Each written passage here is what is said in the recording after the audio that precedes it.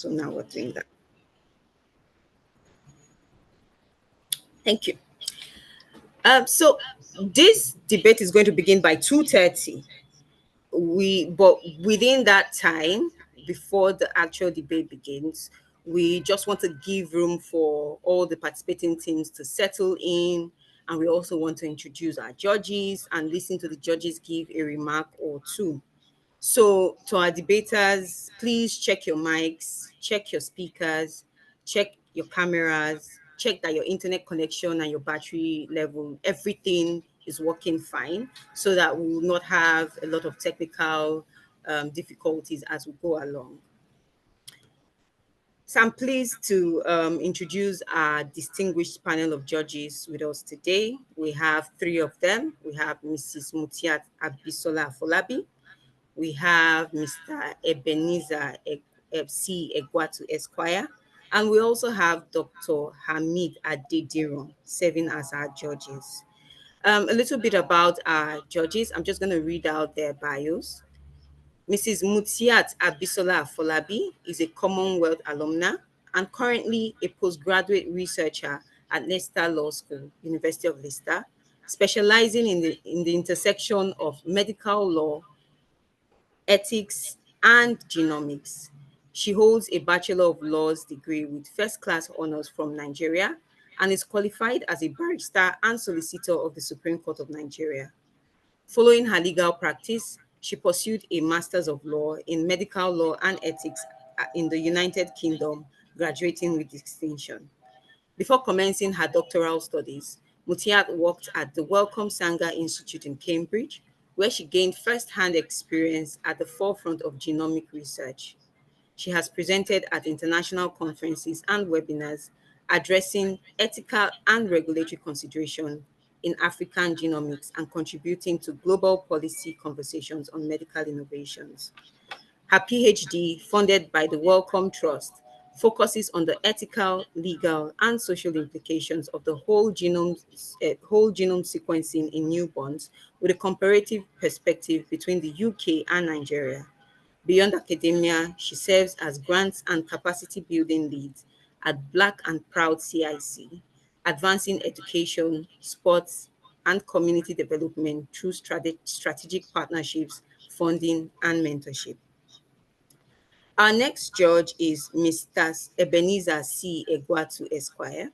He is a legal practitioner, medical law consultant, certified mediator, and a passionate patient's rights and safety advocate.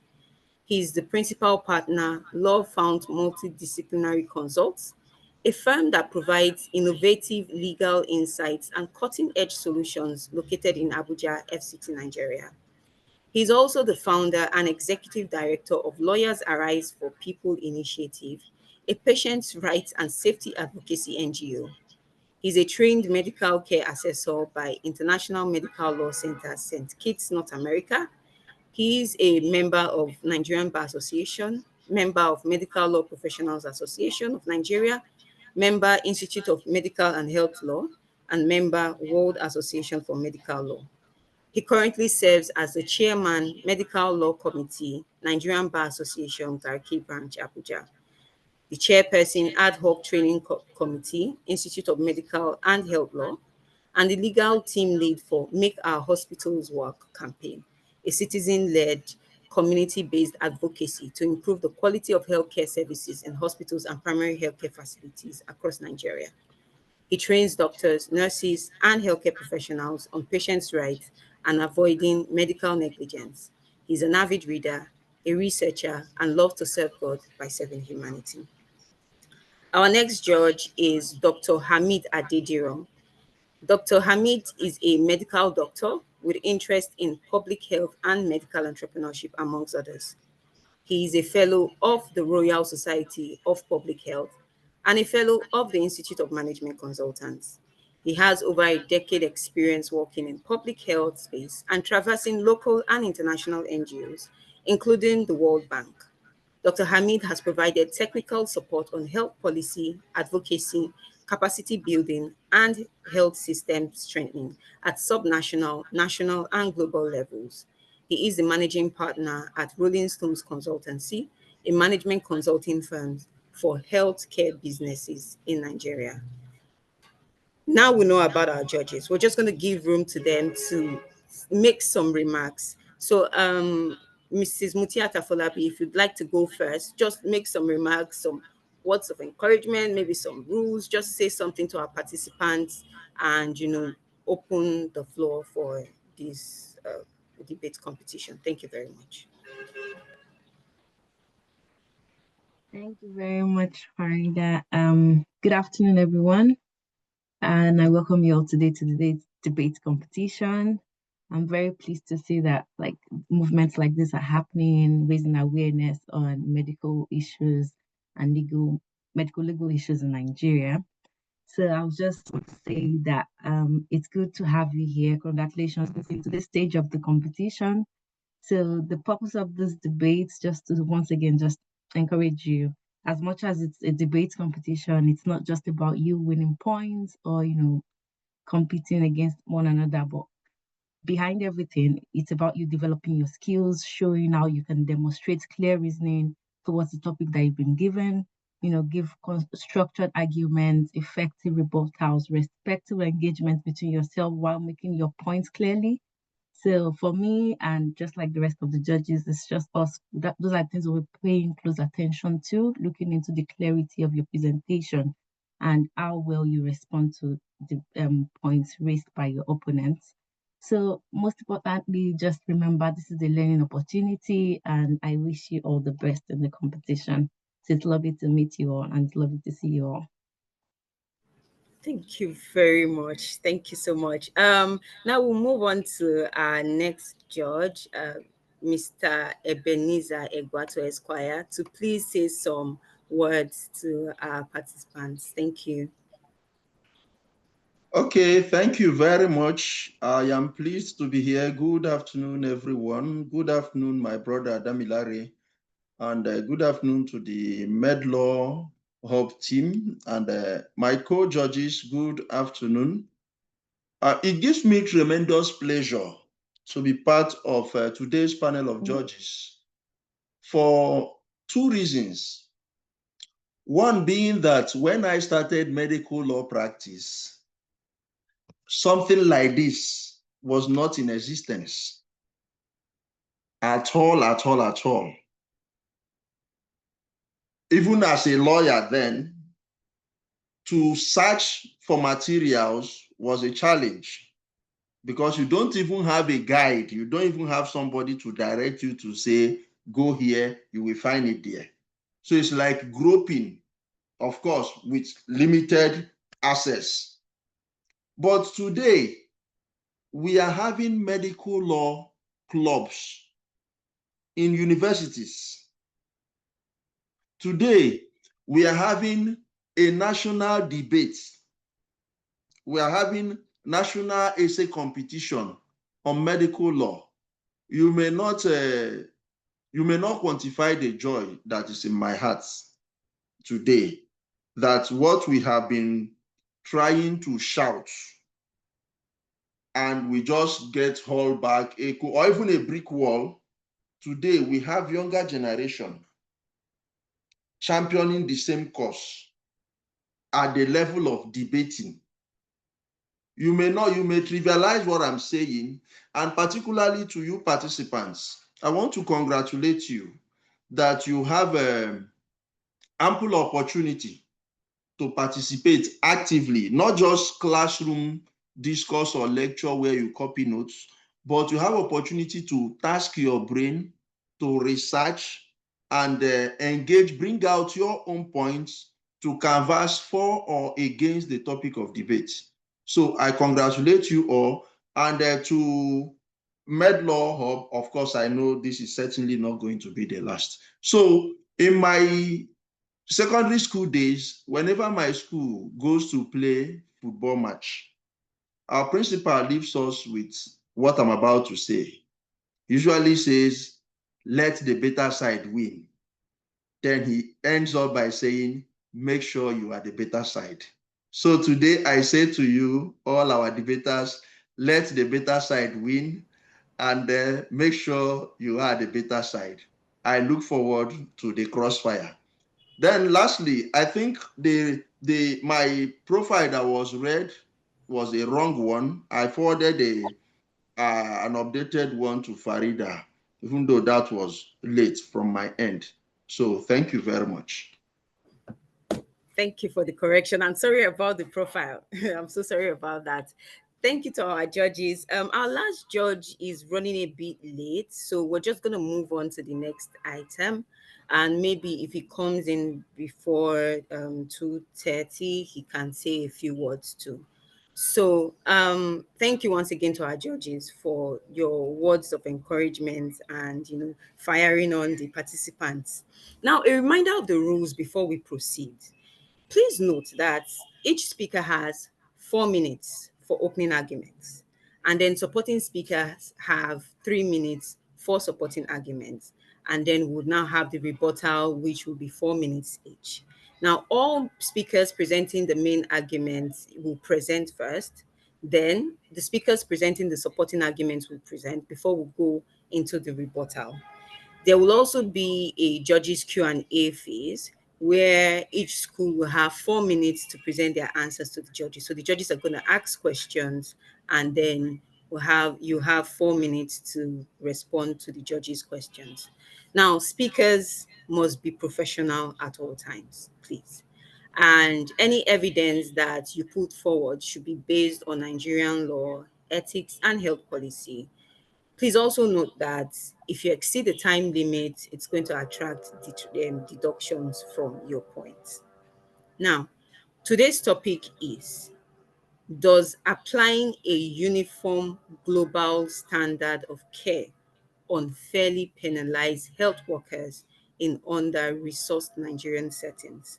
I would repeat: does applying a uniform global standard of care unfairly penalize health workers in under-resourced Nigerian settings?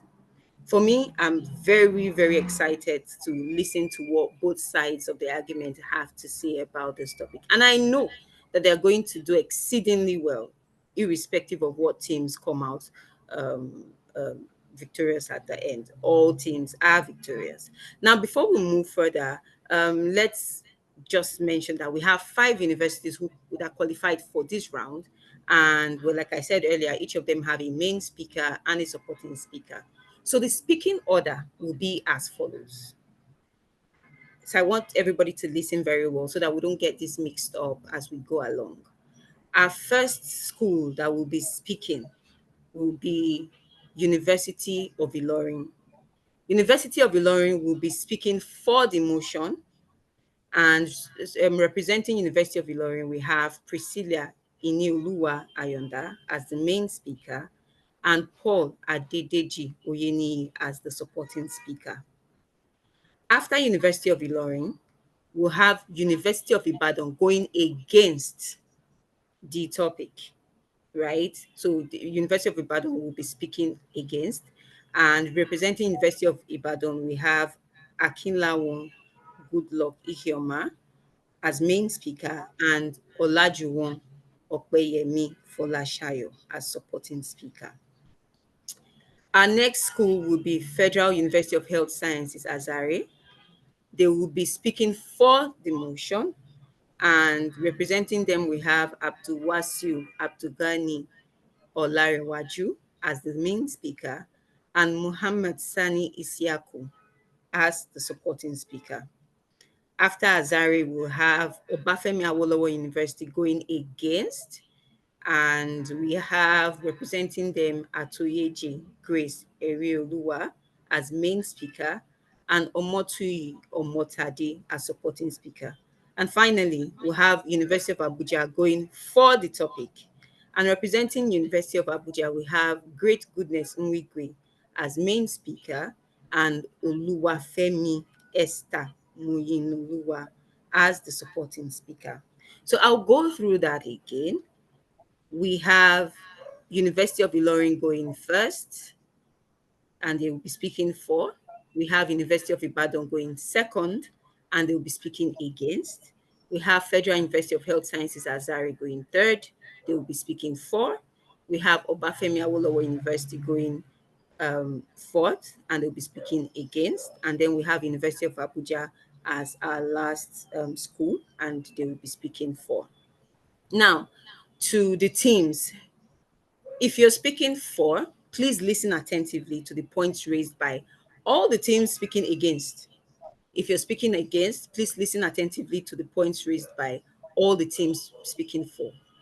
This competition is not a one-on-one pitting one school against the other type of thing, but you listen to everybody and you get the points that you think that you can react to during the rebuttal stage. So it's not exactly a Ilorin versus Ibadan per se, but it's a team for and team against. So listen to what everybody is saying, and if they make or the people who are speaking against your position, listen to what they're saying, and if they make any points that you think you need to counter, you can bring that up during the rebuttal stage. So you'll be expected to respond to some points raised by the teams speaking against your position during the rebuttal stage. So listen to what they're saying, take down notes so that you have what to respond to. Now, please note that each speaker will be scored out of 100. That means the school will be scored out of 200. So you'll be scored for content and research, delivery and persuasion, rebuttal and your Q&A response, and also professionalism. So I'm just going to leave us to settle down a bit. Everybody organize your thoughts, and we're going to begin by 2:30. Thank you very much.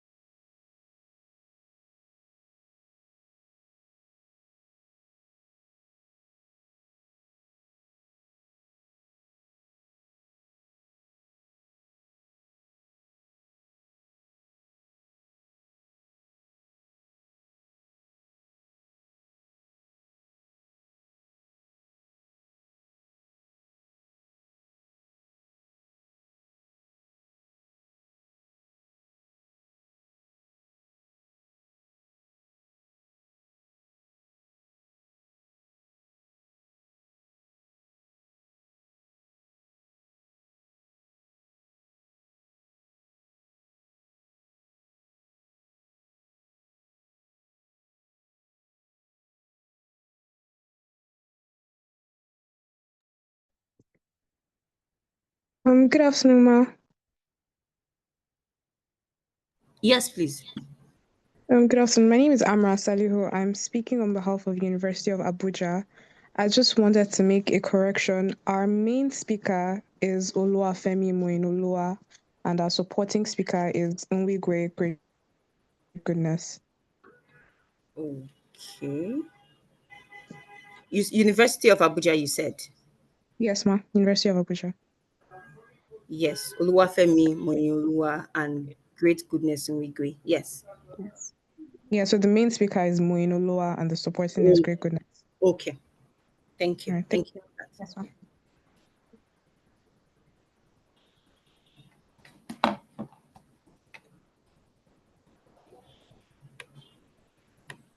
Good afternoon, Ma. I would Yes, like please. to ask a question. Please go ahead. Okay, the documents mention the 30 seconds grace for the main speakers before the points would start to be deducted. Does that Yes. still stand? Yes, it does. It Mm, does sound. okay.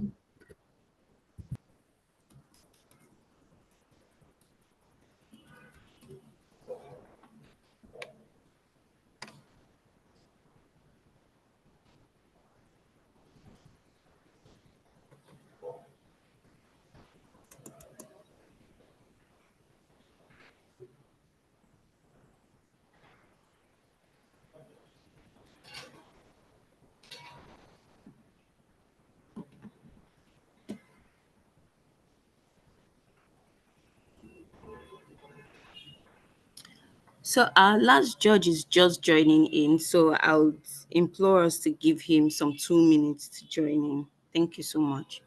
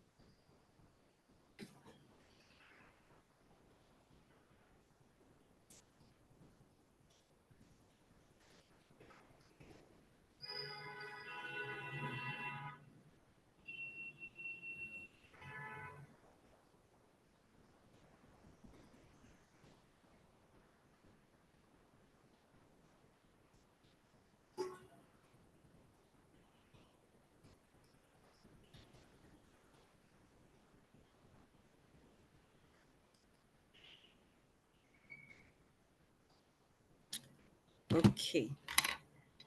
So our last judge has joined in. So we're going to begin right away. I hope everybody's ready. Now, as I said earlier, our topic, our debate topic for today is: does applying a uniform global standard of care unfairly penalize healthcare workers in under-resourced Nigerian settings?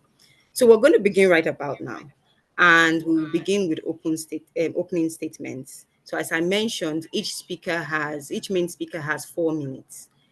I'm going to notify you when it's 30 minutes to the end of your speaking time, and you have 30 seconds rather, and you have you have 30 seconds after that 4 minutes has elapsed to round up. It would be best to round up right on 4 minutes on the dot, but you have just 30 seconds after that. So we're going to begin with University of Ilorin, and we will invite our main speaker from University of Ilorin, Priscilla Inioluwa Ayonda. So Priscilla, you can begin. The floor is yours, and your time starts right about now. Moderator, fellow debaters, panel of judges, and observers, a very good day to you.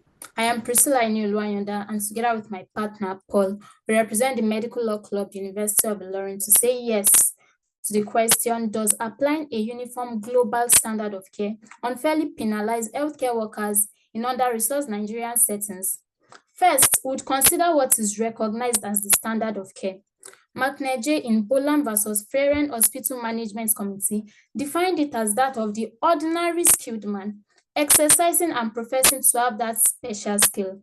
Describing this further, I will allude to the Global Patient Safety Action Plan adopted by the 72nd World Health Assembly in 2021, with a vision of a world in which no one is harmed in healthcare and every patient receives safe and respectful care every time, everywhere. This, together with the World Medical Association's Declaration of Geneva, sums up what is regarded as the standard which all healthcare professionals aim towards. The impetus that brought about our stand is not far-fetched, although the locus classicus of Bolam does not state it. Diverse cases like Bleed versus Birmingham Waterworks have linked standard of care to what a reasonable person would do given the situation. This then points us back to the cause of our assembly today. If a global standard of care is applied, turning a blind eye to settings in different jurisdictions, would that not defy the present order and the standing precedents that guides the standard of care and lead to unfair treatment of healthcare workers? Even the Medical and Dental Council of Nigeria recognizes this reality. Section 32 of the Code of Medical Ethics directs that every practitioner in dealing with patients must recognize his own limitations in both skills and facilities. In other words, the council itself admits that safe practice is not separable from the resources available. Having established that, we would now look into the state of poor resources in the Nigerian healthcare system. The World Health Organization data shows that there are only about 3.9 doctors per 10,000 people in Nigeria, whereas in high-income settings, there are about 40 doctors per 10,000 people. WHO data also shows that Nigeria's nursing and midwifery workforce density lags global averages, and this limits safe, continuous bedside care. Furthermore, the World Bank indicates that Nigeria has roughly 1 to 2 hospital beds per 1,000 people. This is far below the levels needed to deliver many interventions required by global standards.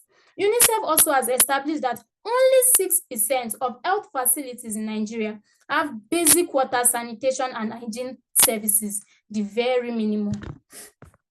Extensive research has revealed the under-resourced situation in the Nigerian healthcare system. A large share of facilities lack reliable power. Critical items like oxygen and pulse oximeters, essential for many minimum interventions, are either absent or unreliable in many Nigerian wards. To cap it up, the WHO Global Health Expenditure Database shows that Nigeria's total health spending per person is a very tiny fraction of what is spent in high-income countries, leaving clinicians to meet global standards. As if the general situation is not upsetting as it is, frequent strikes, which themselves are symptoms of resource and pay crisis, repeatedly interrupt services and make meeting a rigid global standard impossible in practice. These baffling statistics prove one clear thing. A global standard would mean asking healthcare professionals to meet standards that the system has not enabled. Thank you very much. Thank you so much. Thank you for that wonderful presentation. Now we're going to move straight on to the next school, and we'll have our main speaker from Federal University of Health Science. I'm sorry, let me just check my notes correctly. So would have our next main speaker come in, and our next speaker will be from University of Ibadan. Our main speaker will be coming from University of Ibadan. So Akinlawo Goodluck Ihioma will be speaking against the motion as the main speaker from University of Ibadan. Akinlawo Goodluck Ihioma, please. The floor is yours. No. Opponents, audience. Fairness is the essence of our legal profession. And ironically, the crux of today's debate. But to be fair, we must establish that Britannica defines unfairly penalize as giving someone an unfair disadvantage. So we can understand the supporting side's concerns that the Nigerian healthcare workers are placed at a disadvantage. Sorry, why is the speaker's video not on? Sorry, please, and in fact, just 2 seconds. We agree with this. Why is the speaker's but our video not contention on? in today's debate is that Hello? My video Madam is on, Speaker, sorry. University of Ibadan, Hello, why is your can you video hear me? not on? We need to see you. My speaker is on, sir. Your video was not on. My video is on, sir. It has been on. I can see it now. Okay, proceed, please. All right. Sorry about that. Why start again? Or the moderator will should I start again, please, Madam Moderator, ma? Yes, please. You can start again. So because you were interrupted, I will just give you the grace to start again. So your time starts now.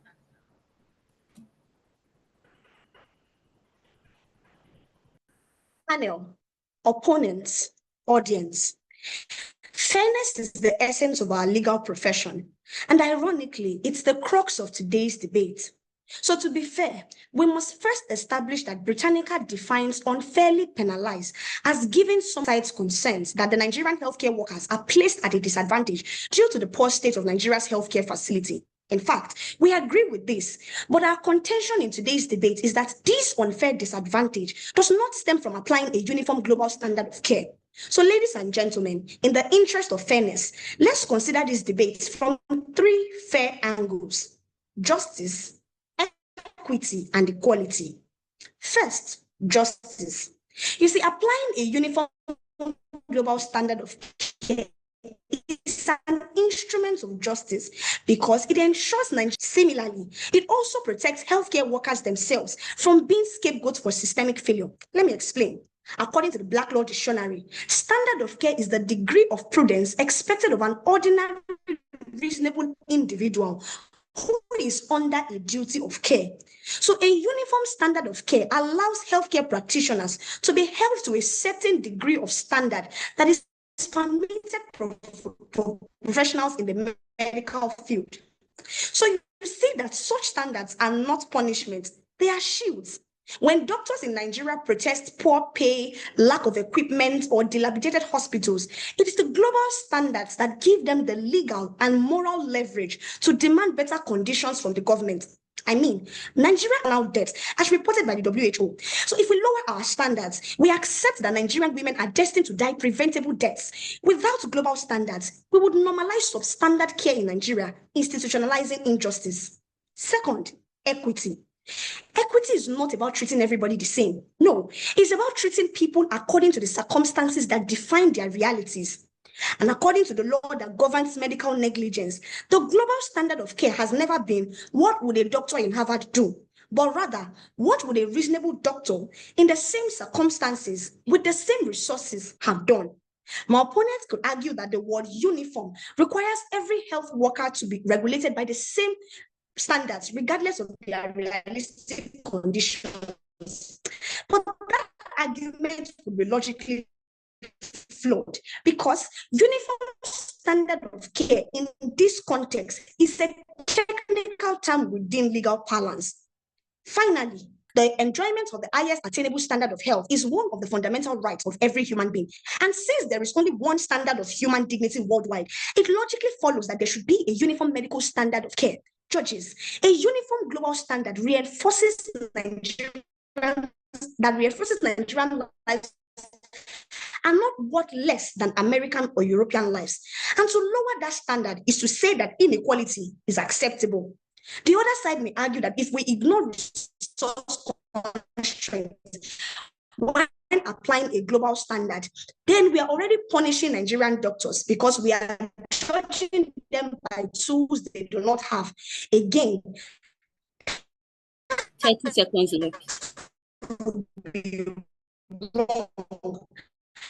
Because what really punishes Nigerian doctors is not the uniform standard, but the absence of resources.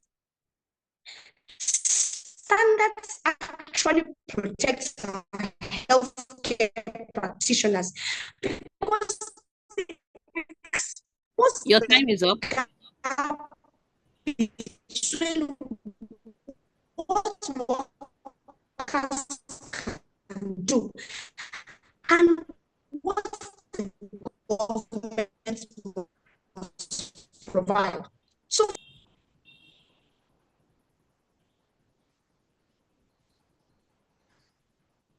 I think we've lost speaker's connection, but her time was up. I hope everybody can hear me. Yes, I can. Was it just me or was our network not okay? Yes, her network was not okay. So, and I couldn't get some of the I things think she her was. network, at some point, she was stuttering. Yes, it was the network. Her network was not very clear. It was a good argument, but we couldn't really hear what she was saying because of the network issues. So we're going to go straight to our next school and hope that our supporting speaker will be able to hear them very well and they would not have network challenges. Now, this is to remind everybody, please check your networks, check your internet connections, and make sure that they're well connected.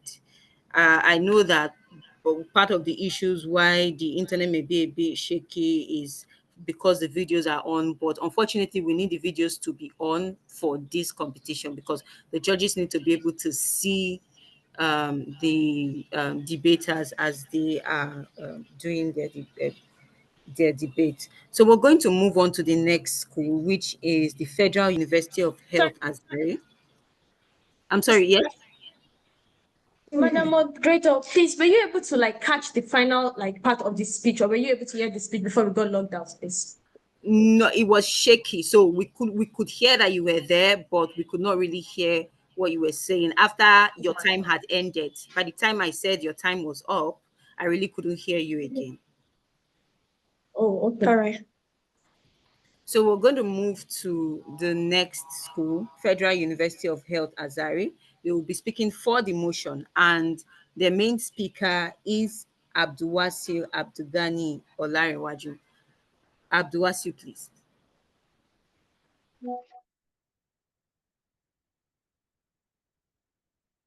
Honorable judges, ladies and gentlemen, imagine a health worker standing before a patient who needs urgent resuscitation. The global standard says act immediately. Oxygen and IV fluid must be ready. But in Nigeria hospital, the nurse first sent the patient's relative to buy gloves, normal saline, and IV line.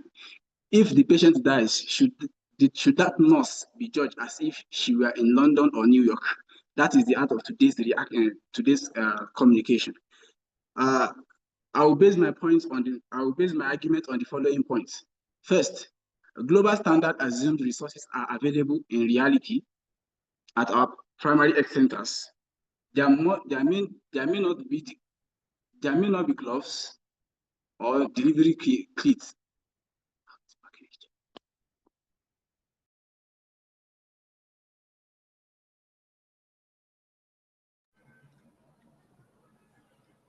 Your time is counting, so if there is a problem, I think it would be best to raise it up now.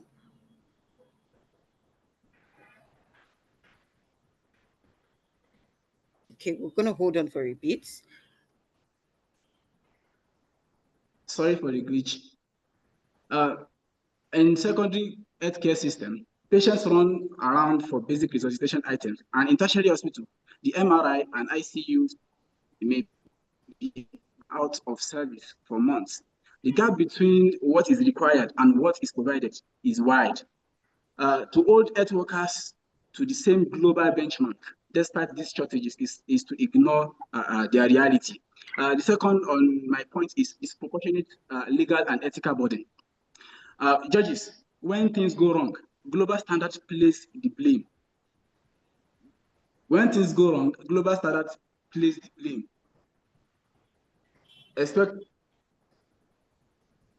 Global standard place the blame squarely on the earth. The earth workers are blamed for these mistakes. A doctor in the general hospital is expected to act within minutes to save a patient in shock.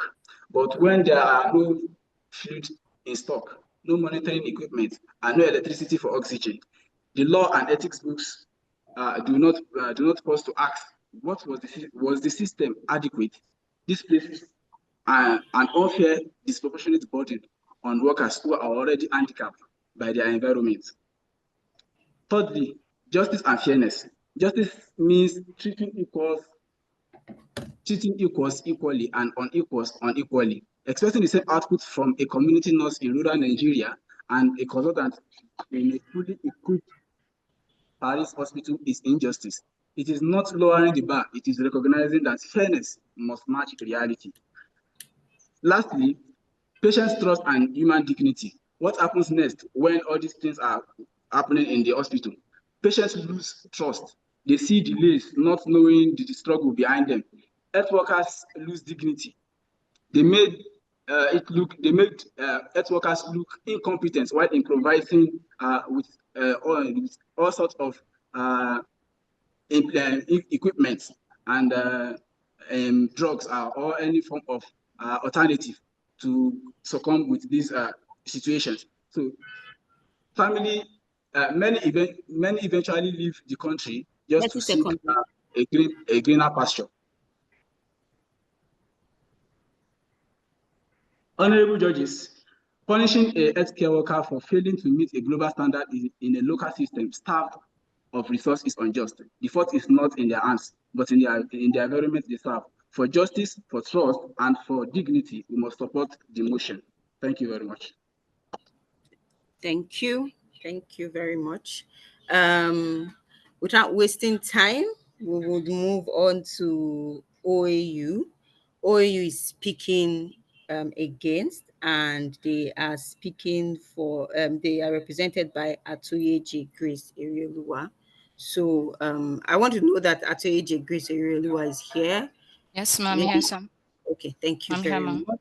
Your internet is working fine. I can see, yes, your camera, everything's working fine. So your time starts now, please. Go ahead.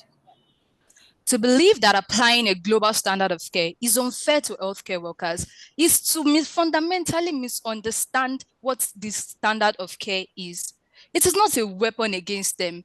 It is a shield for the patients they serve and a demand for the justice they deserve.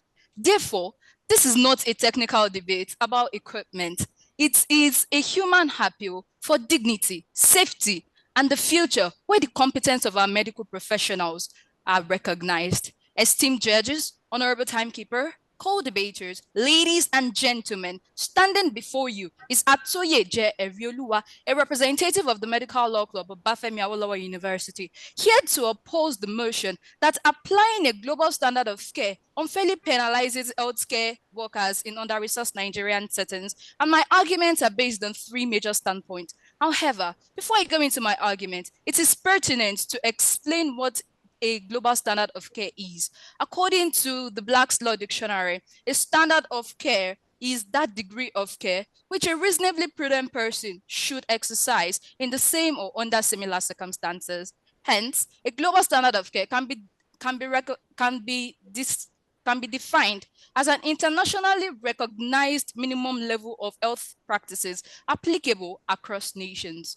Now, on to my first point. It reinforces medical ethics. Many issues of negligence today are as a result of lack of good medical ethics. According to a 2019 survey conducted in the University of Nigeria and published in the International Journal on Health and Pharmaceutical Research, only 41.4% of doctors demonstrated a good knowledge of medical ethics. If this is the case in a teaching hospital, how much more at an under-resourced healthcare center in a rural area? Applying a global standard of care, therefore, encourages the inculcation of moral ethics, which positively affects patients' care, even in the absence of the best apparatus. Second, it encourages government to prioritize healthcare. When uniform standards are introduced, governments are encouraged to prioritize to provide adequate resources as the clamor for better conditions will continue and it will be on the increase. A crucial example is the Financial Action Task Force, an international body that pressured Nigeria into taking drastic steps to reform the financial sector.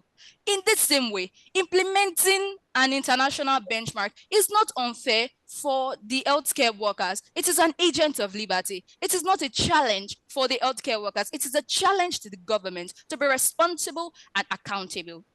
Third, the true object of the standard of care. The standard of care is not about equipment updates, but about clinical negligence. It ensures that doctors do not use the lack of equipment to be as an excuse to be lax in their work. According to the case of University of Ilorin Teaching Hospital against Akilo, the courts held that practitioners are held to a standard of competence irrespective of their hospital status. It is clear that applying a global standard of care does not tell a doctor to do what he cannot do, and it does not automatically fail a doctor in an under-resourced setting. It simply encourages them to do their best to provide optimal care as available. In conclusion, ladies and gentlemen, the standard of care is not a rigid list of equipment. It is a dynamic measure of professional competence and ethical commitment. By embracing a global standard, we recenter our focus on clinical negligence, ensuring that best practices and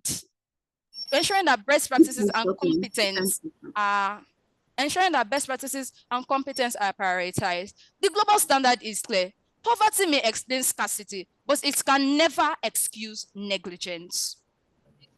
Thank you very much.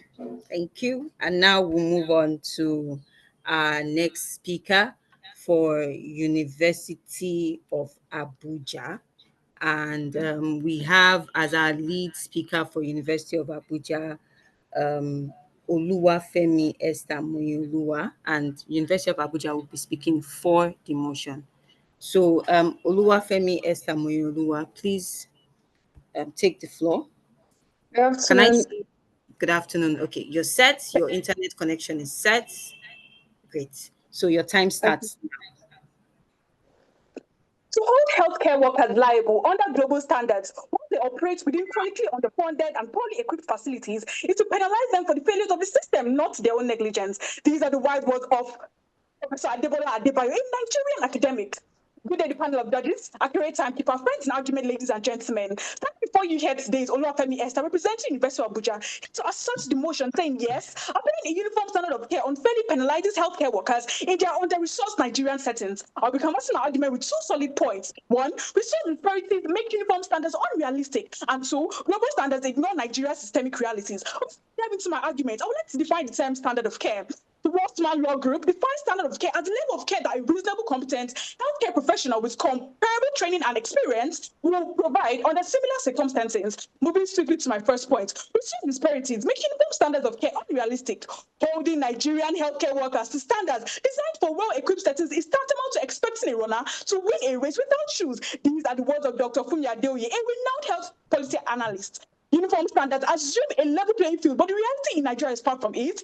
The National Health Facility Survey 2023 revealed that no region in Nigeria has 50% access to functional basic equipment in health facilities. Also, the Journal of Global Radiology published an article titled Diagnostic Radiology in Nigeria, a country report in June 2020, that there are only 183 CT scanners in Nigeria, than half. That is, 42% of them are in public hospitals and many of them are non-functional. How can survival rates match Western countries when essential equipment is missing altogether? In another article published by the National Research Center in 2022 titled A Critical Evaluation to Nigeria's Response to the First Wave of COVID-19, it revealed that at the initial stage of COVID-19, there were 250 ventilators nationwide to 200 million people. The gravity of this shows that there were only 2 ventilators per million people. In contrast, the House of Commons Library revealed on June 3rd, 2020 that there were more than 8,000 mechanical ventilators in hospitals across the United Kingdom at the start of the COVID outbreak. Lex non-cognitive ad impossibilia. The law does not compel the impossible. Nigerian healthcare workers to deliver care at a level that global standards demand without commensurate resources effectively forces them to perform the impossible. Again, the case of Ilorin Teaching Hospital against Abegunde how Nigeria's medical infrastructure lags behind Western countries. Widespread infrastructure and resource gaps, expecting miracles, a uniform global standard of care to Nigerian health workers without factoring resource deficiencies is not just unfair, it is inhumane. To my second point, global standards ignore Nigeria's systemic realities. Uniform standards ignore systemic handicaps and punish consensuous practitioners unfairly. These are the powerful words of Professor Chukwuma Agu, a respected Nigerian academic. Article 6 of the United Nations Universal Declaration on Bioethics and Human Rights 2005 states, any preventive, diagnostic, and therapeutic medical intervention is only to be carried out with the prior, free, and informed consent of the person concerned. But it's interesting to know that the Punch newspaper reported on 8 September 2023 that 1% of Nigerian population are illiterate. Of what use is informed consent when understanding is out of reach? In 2016, Canada passed Bill C-14 in June, legalizing medical assistance in dying, also known as voluntary euthanasia or physician-assisted suicide. Contrastingly, Section 326 of the Criminal Code Act makes assisted suicide a felony punishable with life imprisonment in Nigeria. And even with consent, Section 299 of the Criminal Code states that a person's consent to their own death does not remove the criminal responsibility of the person who causes the death. Despite such legal mandates, healthcare workers are still expected to meet so-called reasonable medical standards. But indeed is reasonable when the mode of operation is foreign and the local system is barely functional. I will leave with the wise words of Amina J. Mohammed, the United Nations Deputy Secretary General, who said, and I beg to quote, "There is no one size that fits all. We must work country by country, region by region, by community to ensure diversity of needs are addressed to support reality." Thank you. Thank you very much. Thank you for that presentation. So we will now start on with our supporting speakers, but I'm just going to give everybody 1 minute to take a breather, check your internet connection, check your videos, check your, I hope, check your battery life, your phones or your laptop shouldn't go off. Just check everything for the next 1 minute, and then we will begin our supporting argument by 3 p.m.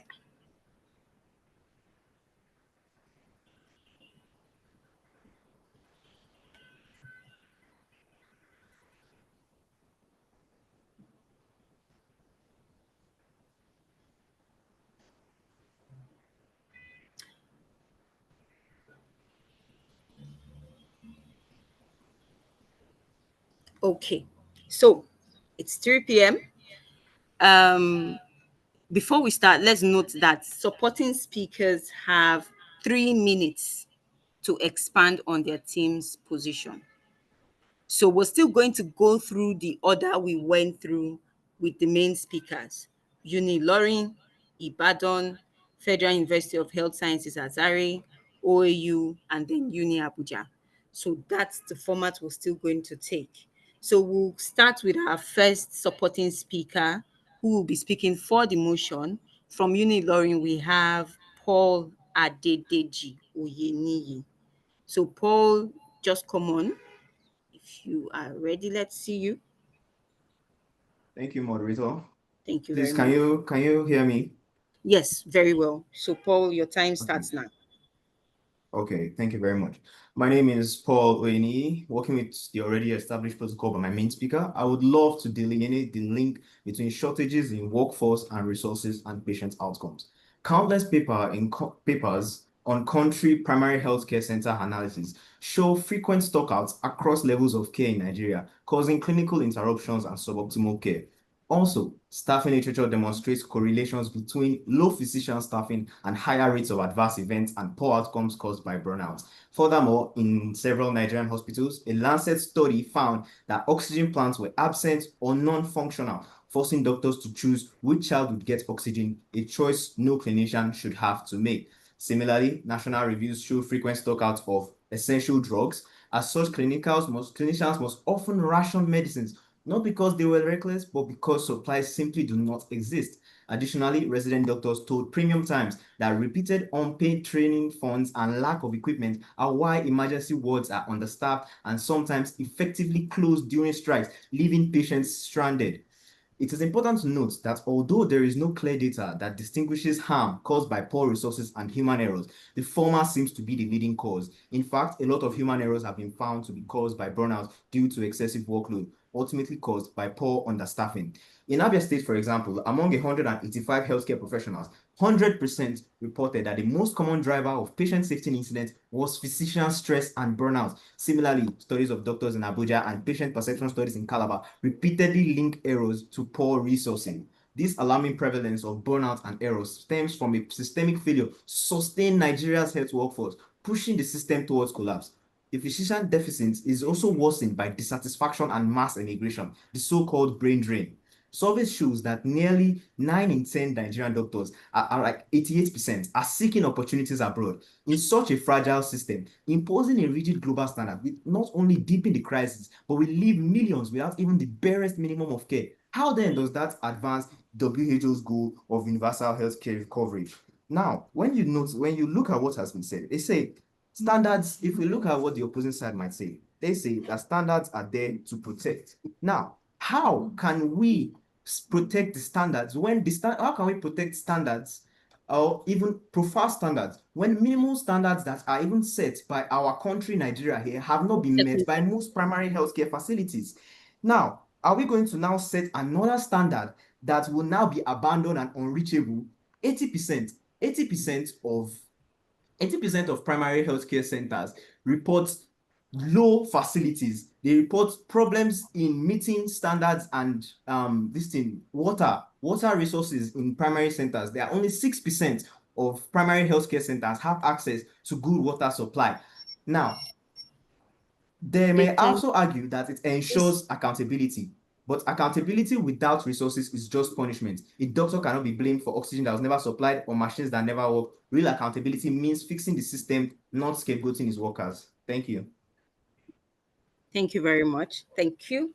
Straight to the point. Next, we have as supporting speaker from University of Ibadan to speak against. We have Olajuwon Opeyemi Folashade to speak against, or Folashai, I'm sorry, to speak against the motion. Please. Please, can you all hear me? Yes. Hello? Very well. Okay. Your time starts now, please. Okay. I solemnly swear to treat the sick to the best of my ability, preserve my patients' privacy, and teach the secrets of medicine to the next generation. Ladies and gentlemen, that is the duty of every medical practitioner, owes to their patients and future medical practitioners. So let's evaluate these duties. In the light of a uniform standard of care, to prove that this standard does not unfairly penalize Nigerian healthcare workers. As a Nigerian medical practitioner, I swear to treat the sick to the best of my ability, nothing more and nothing less. You see, the law does not require the healthcare worker to do anything beyond their ability, and as such, a uniform standard of care is not about the best possible care, but about the best care possible. Therefore, the global standard of care does not unfairly penalize healthcare workers because it is the Nigerian local laws that serves as the benchmark for the acceptable standard of care. For example, Part 1, subsection 1, paragraph C of the National Health Act of 2014, which was influenced by international human rights standards, provides that healthcare services for persons living in Nigeria should be the best care possible within the limit of available resources. So you see, these laws have taken into consideration the inadequacies of the healthcare system without necessarily lowering the global standards. As a Nigerian medical practitioner, I swear to preserve my patients' privacy and safeguard them against mediocrity. Yet, lowering the standards of care in Nigeria by failing to adhere to the uniform global standard of care entrenches neglect on the part of policymakers and allows underfunding of healthcare systems to continue without consequences. That is, if we lower the acceptable standards, not only do we set precedents for acceptable mediocrity, we also unconsciously seal the fate of under-resourced areas. As a Nigerian medical practitioner, I swear to teach the secrets of medicine to the next generation. But before I can do that, I myself must be held to a global standard to evaluate my knowledge in the field. My opponents will argue that these standards pressure Nigerian healthcare workers to meet impossible expectations. However, let me remind them that lex non congit ad impossibilia. I mean, the law does not compare the doing of impossibilities. Judges, it is just common sense that global standards cannot be called a punishment since they are simply guidelines for acceptable standard of care in Nigeria in light of our under-resourced healthcare settings. In conclusion, I am neither a lawyer nor a doctor, but a Nigerian medical law student. And I swear to uphold a uniform global standard for my dear country, Nigeria. Thank you. Thank you very much. Thank you. And we'll move on to our next school, which is Federal University of Health Sciences, Azare. We'll have Mohammed Sani Isiaku speaking for the motion. So supporting speaker Mohammed Sani Isiaku, can you please come on? Let's see you. All protocols duly observed. Honorable judges, my co-debaters. I am Mohammed Sani Isiaku, representing Federal University of Health Sciences, Azare, and I stand as the supporting speaker for the motion, thus applying a uniform global standard of care unfairly penalize healthcare workers in under-resourced Nigerian settings. My role is to expand our case and anticipate counter-arguments. The central issue, as said by the main speaker, is the ethical conflict between the universal goal of achieving the highest possible quality of care and the severe systemic limitation that make this goal almost impossible to attain in practice. Our opponents rightly said, lowering or contextualizing standard risk entrenching mediocrity. But let us be clear and concise. Contextual standards are not an excuse for poor care, but a tool for fairness. Standards must provide improvements, not punish workers for resource gaps that they cannot control. For example, infection control protocols rely heavily on availability of reliable water supply to the community, most especially the rural areas where water supply is limited, which is hardly available, as I rightly said, a factor outside the control of healthcare workers, and in return, the individuals living in such community tend to present with infections related to the water supply. The global healthcare standard assumes an adequately staffed facility with motivated workforce, but the current doctor-to-patient ratio in the country is 1:1,900, of 1:1,903, as against the WHO recommended 1 doctor ratio 600 patients. Thanks to the Japa syndrome, which has affected our healthcare drastically, leading to overwork and burnouts and risk or increased risk of errors and global standard of care. In Nigeria, healthcare workers often face difficulty in ethical choices regarding the allocation of scarce resources. And in some cases, they mostly improvise because of the lack of required equipment, holding them to a standard of care from high income countries fails to recognize these impossible trade-offs. Lastly, the issue of fairness and equity is not about giving what is appropriate to everybody, to the different places, regardless of what their reality is. We need to consider the reality of different places before we allocate resources and before we set guidelines and rules, such as the health care guidelines and the global standards that apply to communities. Therefore, judges, this motion is not about lowering care, but about fairness, accountability, and justice. We must protect the dignity of Nigerian healthcare workers while still aspiring to global best practice. I stand firmly in support of this motion. Thank you so much. Thank you very much. Yep. Now we're going to move on to our next speaker from Obafemi Awolowo University, Omotui Omotade. So please, can you come on? Let's see you on screen before we begin. Omotui Omotade will be speaking against the motion from Obafemi Awolowo University.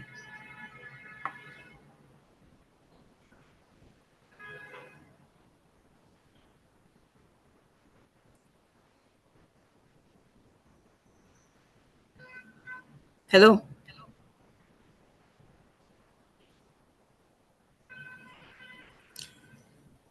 Obafemi Awolowo University, if you are not ready, we can move on to our next school. But I just want to know that you're not having any technical difficulties of some sort. Or if the main speaker for Obafemi Awolowo University can just come on and let us know what is holding up the supporting speaker, to really be appreciated. But if not, we can move on to our next school. So we have University of, let me mention that if we move on from here, we will not be coming back. So that's what I want to find out. I want to know if there is any technical difficulty so that we can sort that out. Good afternoon. The supporting speaker of OAU is here. Okay, thank you. Thank you very much. So your time starts now. Yes, please. Ladies and gentlemen, should a patient in Lagos, or rather, a rural part of Imo State, receive lower medical services than a patient in London just because of geography? Based on the standpoint of the opposing school of thought, it is safe to say they subscribe to this inequity. However, I beg to differ. Distinguished judges, co-debaters, and the audience, I am Omotui Omotade, representing the Medical Law Club OAU Ile-Ife, standing here to oppose today's motion and buttressed by main speaker's arguments. My argument shall be from two major standpoints. One, a global standard as a catalyst for reform. A uniform benchmark is not just about holding health workers accountable, but also the government accountable. Buttressing my main speaker's argument, it is not news that Nigerian government has a history of stepping up when influenced by international bodies. For example, the enactment of the Child Rights Act 2003, which was influenced by the UN Convention on the Rights of a Child, and also the enactment of the Compulsory Treatment and Care for Victims of Gunshots 2017, which was influenced by the international human rights advocacy. In the same way, a global standard will push Nigerian government into improving funds, allocating higher percentage of the national budget healthcare system, modernizing infrastructure and paying doctors well, since failure to do so will attract sanction, penalty, and even global isolation. Ladies and gentlemen, far from being unfair, a global standard is a tool for a long overdue reform. My second and final point, upholding professionalism through global accountability. Even amidst the systemic failure and infrastructural breakdown, there are several instances where Nigerian doctors have failed to meet the barest standard of professionalism. For example, a certain Dr. Oji, in the case of Lagos State versus Dr. Ferdinand Oji, was found guilty of negligence after applying a cast without X-ray, and also a certain Dr. Ralu, in the case of Dr. Ralu versus Medical and Dental Practitioner Disciplinary Tribunal, was jailed after delegating a critical task that cost a patient's life. These lapses are not due to poor infrastructure, rather they are due to poor judgment and poor professionalism. Cases like that of Dr. Oji risks being excused under the guise of systemic failure without a global standard. In conclusion, yes, it is obvious that Nigerian healthcare system is deeply flawed and underfunded. However, this should not be an excuse for negligence and complacency. Rather, a call to rise above these challenges. Ladies and gentlemen, I prefer a solution, a global standard as a guiding light rather than a rigid whip. Thank you very much. Thank you very much. Thank you. So we're going to move on now to our last school, and we have University of Abuja. They'll be speaking for the motion, and they'll be represented by Great Goodness Migwe. So, Great Goodness, can you come on screen now? Hello, everyone. Can you hear me? Yes, very well. Thank you. So Okay. your time Can I starts now. start? Yes, please. Relying on existing protocol established by first speaker, I am Grace Guinness Wigwe, and I stand here to vehemently propose a motion that says applying a uniform global standard of care will unfairly penalize healthcare workers in under-resourced Nigeria settings. I will be basing my argument with two formidable points. One, inadequate medical personnel. On Wednesday, October 1st, 2025, the Nigerian Association of Resident Doctors stated that the doctor-to-patient ratio in Nigeria is now one doctor to 9,083 patients. Now, compared to India, where it is one doctor to 834 patients, or to USA, where it's one doctor to 345 patients. How then do we expect Nigerian doctors to deliver the same level of care as those of advanced nations that have far fewer patients and better working facilities? That is not fairness, it is injustice. Furthermore, according to an article published by the Oxford Academic on August 2024, it identified that many health systems in Nigeria lacked a lot of skilled health practitioners. And to make matters worse, the PWT Nigeria Health Report stated and highlighted how brain drain has affected our system, whereby doctors are leaving Nigeria in search of better working conditions, and this has further depleted our health system. The Nigeria public primary health system remains severely understaffed, especially at the community level, where it is said that 97% of them are community health workers, volunteers, or assistants with limited clinical training. Only 0.7% of them are doctors, and 2.3% of them being midwives or nurses. And these facts were according to an article published by the Nigeria Health Watch on the 2nd of May 2025. Moving to my second point, infrastructural and systematic failures beyond doctor control. In December 2024, the National Bureau of Statistics published that over 70% of public primary health systems in Nigeria lack basic functioning equipment, have poor service and ineffective referral system. In such a setting, how do we expect Nigerian doctors to deliver the same care as those of advanced nations, just like Germany and Canada? Furthermore, the Nigeria Global Lancet 2023 also identified and described Nigeria health system as chronically underfunded, thereby making it impossible to deliver the same standard of care as those of advanced nations. Ladies and gentlemen, under systematic failure can be seen how our government are handling the situation. What's our government saying? Oh, esteemed judges, let's not forget the statement made by Femi Adesina, the spokesman to former President Buhari, on 15th of July 2025 in a Chinese news interview, where he stated that if President Buhari had relied on Nigeria health system, he would have long been dead. So what our leaders are saying, they believe that we don't have the resources to offer the same standard of care as those of advanced nations. Ladies and gentlemen, placing Nigerians doctor to give the same standard of care as those of advanced nations is like asking a man who is running barefooted on stones to keep up with an athlete in racing shoes. 30 It is not seconds. justice, it is punishment. Thank you very much. Thank you very much. Right on time. So we're done with the supporting statements, and we're going to move on to our rebuttals. Now, I want to give us a 3 to 4 minutes break. Let us go confer with our teams and also look at the notes we've taken from the opposing speakers and see what points we want to counter and come back to counter that in the rebuttal stage. So I'm going to give us 4 minutes, and we'll be back here by 3:23.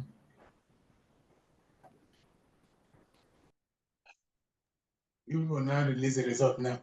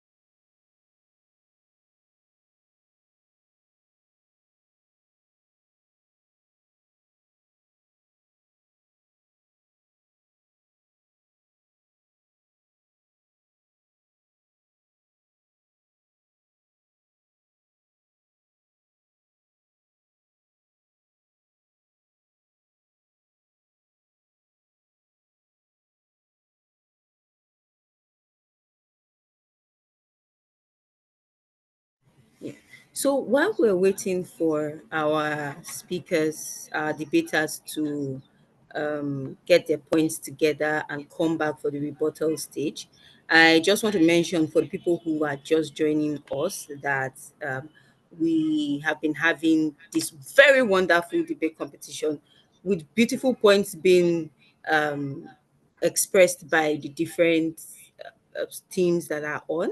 So this is the second round of the National and Medical Health Law Competition 2025, and we have 5 schools that have been doing wonderfully well. I'll just quickly mention the name of our judges before we move on to the schools that we've had here. We have Mrs. Mutia Abisola Folabi, we have Mr. Ebenezer Siegwato Esquire, and we also have Dr. Hamid Adedion as our judges for this event. Now, we have 5 schools here, and before I even move on to the schools, our debate topic, what we've been talking about today, very interesting topic. Does applying a uniform global standard of care unfairly penalize health workers in under-resourced Nigerian settings? We've had teams speak for, and we've also had teams speak against the topic, and they have presented really wonderful points and points that get you thinking. And you'll be inclined to agree with both sides of the divide, but at the end of the day, one side is going to win eventually. And we've had University of Ilorin here. They spoke for. We have University of Ibadan, which spoke against. Federal University of Health Sciences Azare, they spoke for, and Obafemi Awolowo University spoke against, and also University of Abuja that spoke for. So we've had both our main speakers and our supporting speakers speak for or against the topic, as the case may be. Now we have gone into took a very brief break to come back for our rebuttal stage, and it's time for rebuttal because it's 3:23. So I'm just going to ask all the schools here if they're ready for the rebuttal. In this stage, we're going to do it in reverse. So the school that spoke first will speak last, and the school that spoke last will speak first. So we're going to do it in reverse. So I want to know, maybe just a thumbs up, indicate by giving a thumbs up. I want to know that our schools are ready, because we're going to be having the main speakers do the rebuttal, and rebuttal is going to be for 4 minutes. So I just want a show of hands or thumbs up that everybody's ready and we're good to go, so we can move on to the rebuttal stage. Thank you, Priscilla. Thank you. Thank you. Okay, great. So we can move on to the rebuttal. Now, like I said earlier, we have 4 minutes to respond to arguments presented by the other teams. You are not bringing up new points. You're not saying the things you couldn't say the first time. You're just going to respond to what any of the other teams have said before. No new evidence, no new points. So because we'll be beginning in from the end, from the reverse, we will start with University of Abuja, and I'll call on the main speaker for University of Abuja, Oluwafemi Esther Muyioluwa, to start up the rebuttal. So just let us know that you're here, your internet is working fine, I want to see you on video, University of Abuja. Good afternoon. Can you hear me clearly? Yes, very clearly. Yes. Okay. So yes, your time starts now.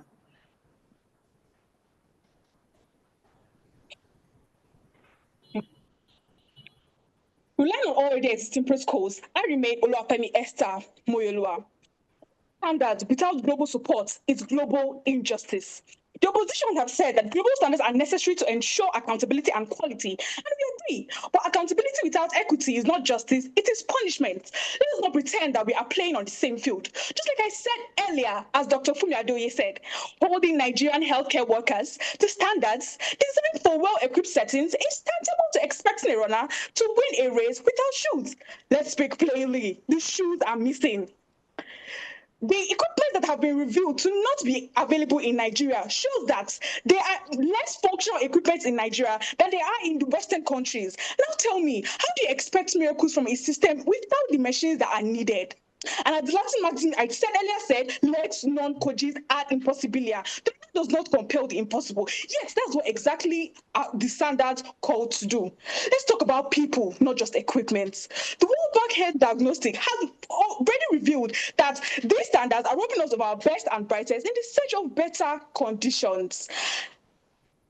Uniform standards is in an unequal world created on uniform injustice. Nigerian healthcare workers are not failing, they are surviving in a system that is failing them. Let us stand for fairness, let us stand for justice. Thank you very much. Thank you. Straight to the point. Thank you. So we're going to move on to our next speaker for their rebuttal. So we have OAU coming up next. I want to see that the speaker for OAU, Atoye Jekweteriolua, I want to see you on screen. I want to know that you're here and your internet is working fine and your camera is also on. So OAU, please. Yes, ma'am. We are here, Okay. ma'am. Thank you very much. So please, you should rebut in 4 minutes or less your rebuttal, please, and your time starts now. All existing protocol duly observed. It's all existing protocol duly observed. Now, I want to take my rebuttals and start from the person who said Section 32 of the MPDC recognizes limitations of doctors. Yes, the Act recognizes the limitation of doctors. However, global standards defines the non-negotiable ethical minimum for patient safety. By maintaining global benchmark, the standard forces government to recognize limitation as a problem, as we have said, and encourages them to take resource and encourages them to try as much as possible to provide better resources for the country. Also, a speaker also said global standard worsens brain drain. Okay, I would like to clarify that in brain drain, doctors do not leave due to high standards. They leave due to poor pay and poor working conditions. Now, let me put this in a reverse question. Do we now suggest that they should lower the standard of care to keep doctors retained in the country? No, because doing that would demoralize the health sector and it will jeopardize patient safety, which, according to ethical groundings, must be the aim of every medical practitioner. Also, I would like to clarify that when we talk about uniform global standards, we do not talk about applying the same standards to every single person. A uniform global standard does not mandate that every hospital should have an MRI scan. It just says that every doctor should be able to recognize when a patient needs an MRI scan and do as much as possible to get that for him. Now, as we have also said in the Black Lord's Dictionary definition of the standard of care, it is according to a reasonable man, like what a reasonable man should do in the same or similar circumstances. This means that the locality test is highly recognized, and doctors, as earlier said, are not expected to do over and above what they can. In conclusion, as I have said before, poverty may explain scarcity, but it can never, ever excuse negligence. Thank you very much. Now we'll move on to our next school, Federal University of Health, Azare. We will have Abdulwasiu Abdulghani Olarewaju rebut. So please, are you set? Are you good to go? Yes. Okay, great. Your time starts now. All protocols duly observed. As my fellow debater said, if you decrease standards, you harm the future of Nigerian healthcare. We are not asking to decrease standards. We are saying the path to global standard must be stepwise. Ethically, it is unjust to punish a doctor for not providing what the system cannot supply. If you demand ventilators where there is no electricity, you don't build the future. You destroy morale and the patient loses care today. Secondly, This will encourage negligence, as my debater said, workers will hide behind scarcity. No. Negligence is when a doctor fails to do what is reasonable possible. Our motion is not about excusing laziness. It is about protecting patients and workers from being punished for what is not possible. He also mentioned that government will hide behind the excuse of and remain lax. That's exactly why we need context-based standards to set minimum mandatory requirements like oxygen, clean water, gloves, and others, and then scale upward. This way, governments are held accountable for the essential things that are need to be provided, while workers are not punished for the lack of luxurious machine. Penalizing workers shifts blame away from the duty bearers. Government and policymakers are the real ones that are meant to be talked on. The last statement which he made mention of was the questioning the integrity of Nigerian healthcare workers. Nigerian healthcare workers are among the most ethical in the world, often saving lives with almost nothing. Integrity is not proven by copying New York or London word for word. It is proven by giving the best care honestly and with reality. To call workers negligent for lacking what government failed to provide is unethical, demoralizing, and patient harming. Thank you very much. Thank you for going straight to the point. So now we'll move on to our next school, which is University of Ibadan. And we have Akinlawan Goodluck Ihioma. So please just come on screen. Let's know that you're here. Yes, can you hear me, ma? Yes, I can hear you and I can see you. Great. So your time starts now. Panel. The proposing sides have fallen into the fundamental error of assuming that today's debate is about Nigeria's under-resourced healthcare facilities. But you see, that argument is wrong. I mean, every Nigerian on this call is well aware of our current state of healthcare system.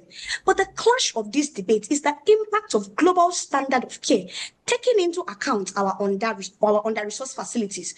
So let me bring you back to the essence of today's debate.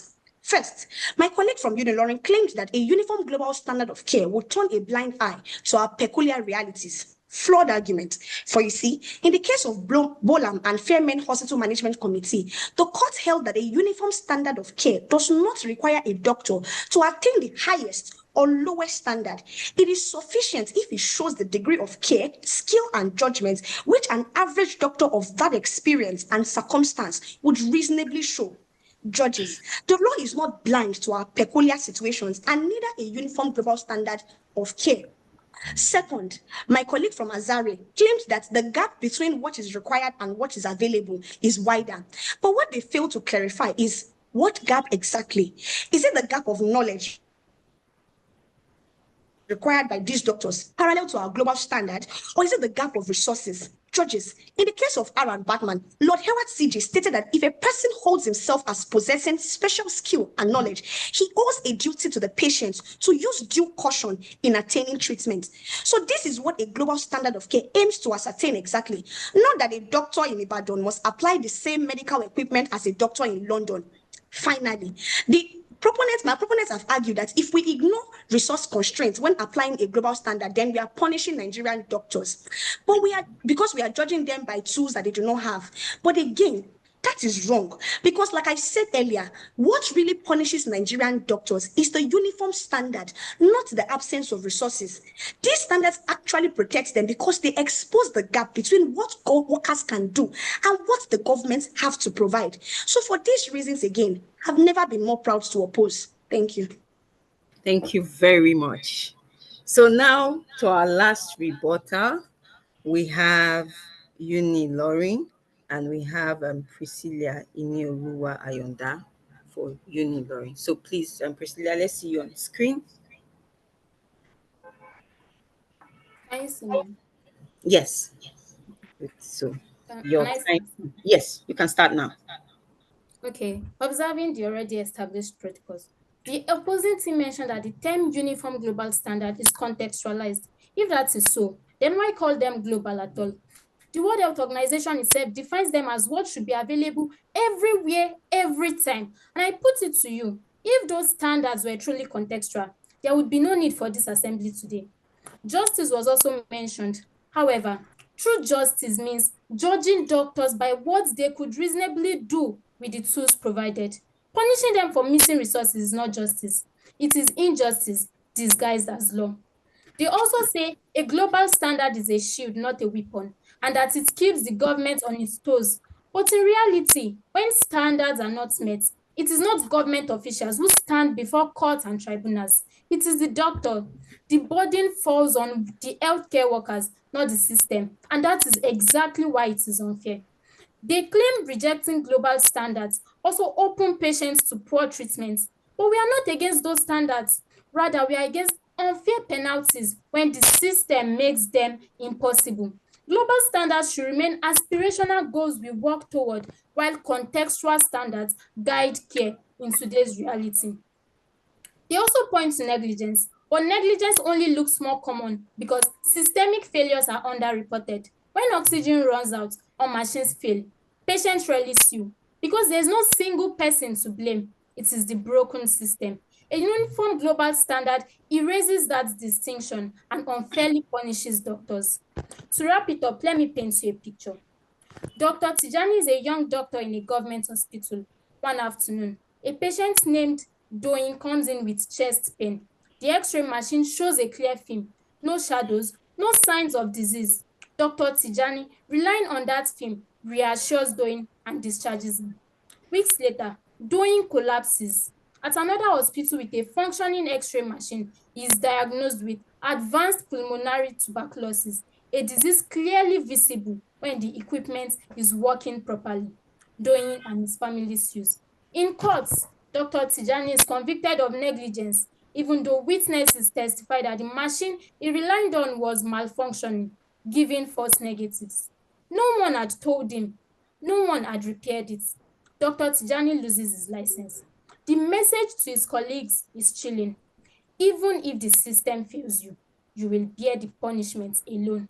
One by one, other doctors walk out of the hospital, unwilling to practice in an environment where they are punished for problems they cannot control.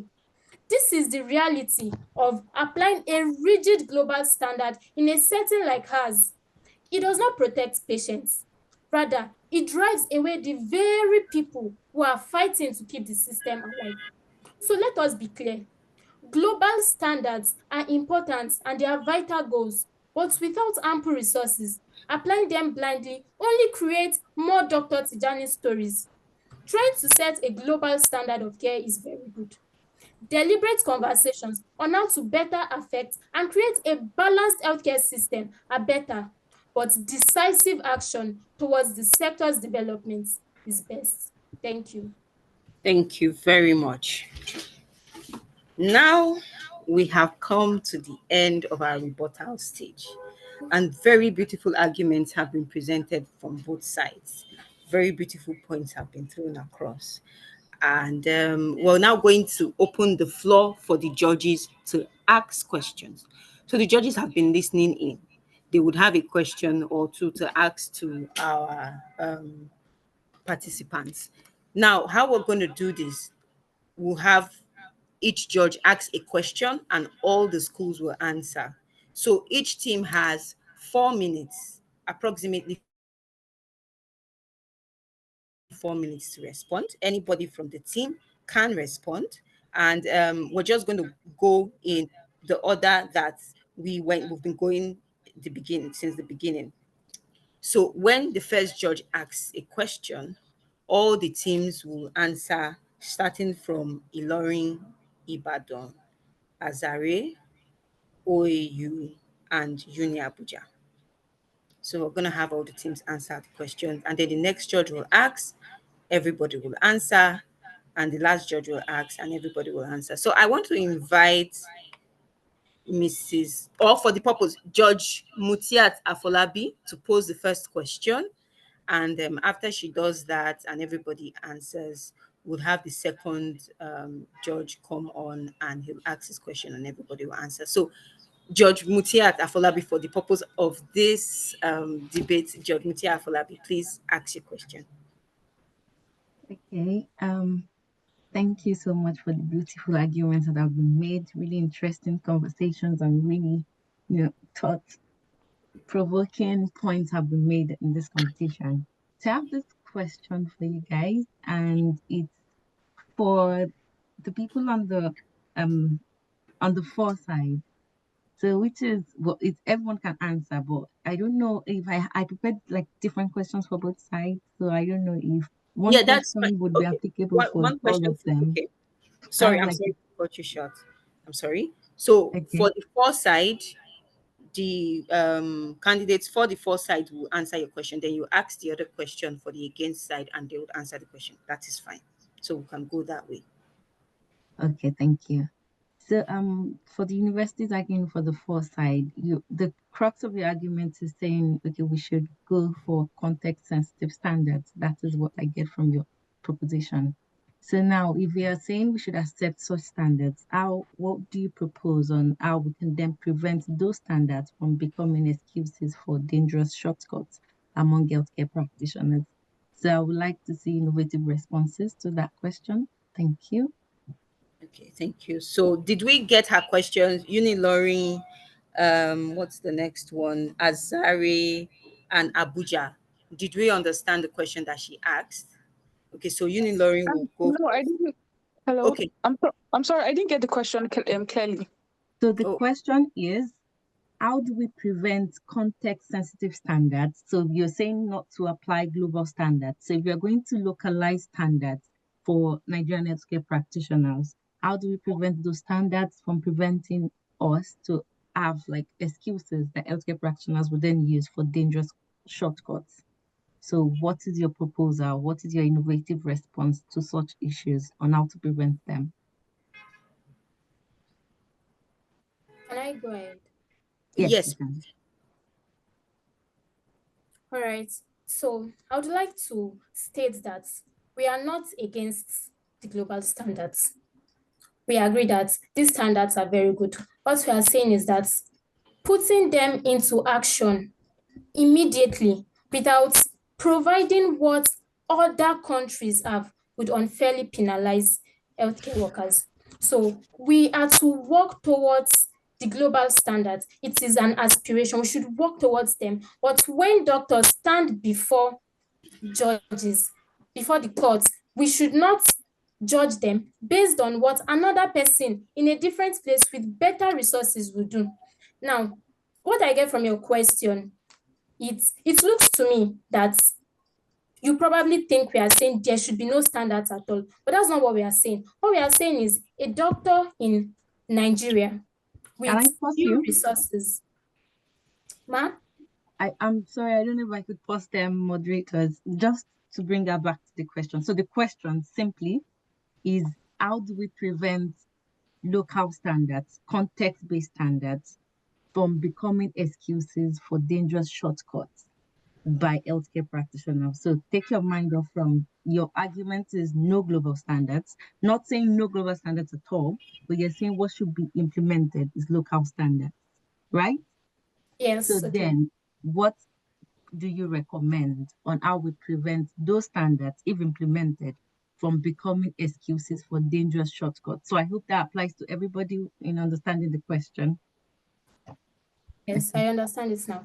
So I would say that what should be done is holding healthcare workers to a standard. And what I mean by this is that the question should be asked, what would another reasonable doctor do given the particular situation? So we should not just excuse actions, wrong actions of healthcare workers under the guise of there are no resources and all of that. These healthcare workers should still be held to a standard, and the standard should be what would a reasonable healthcare worker would have, what would a reasonable healthcare worker have done given the particular situation that happened. Thank you, ma'am. Thank you. So we'll have Can I? Sorry. what Do we school? still have time? Can I come in? Actually, you It's from still do have Unilorin. you do have time. I'm going Okay. to give you that exception. You do have time. Okay. Yes, you have less than a minute. All right. Let me. George, I'm allowed to continue. Please go ahead. Yes. Yes, ma'am.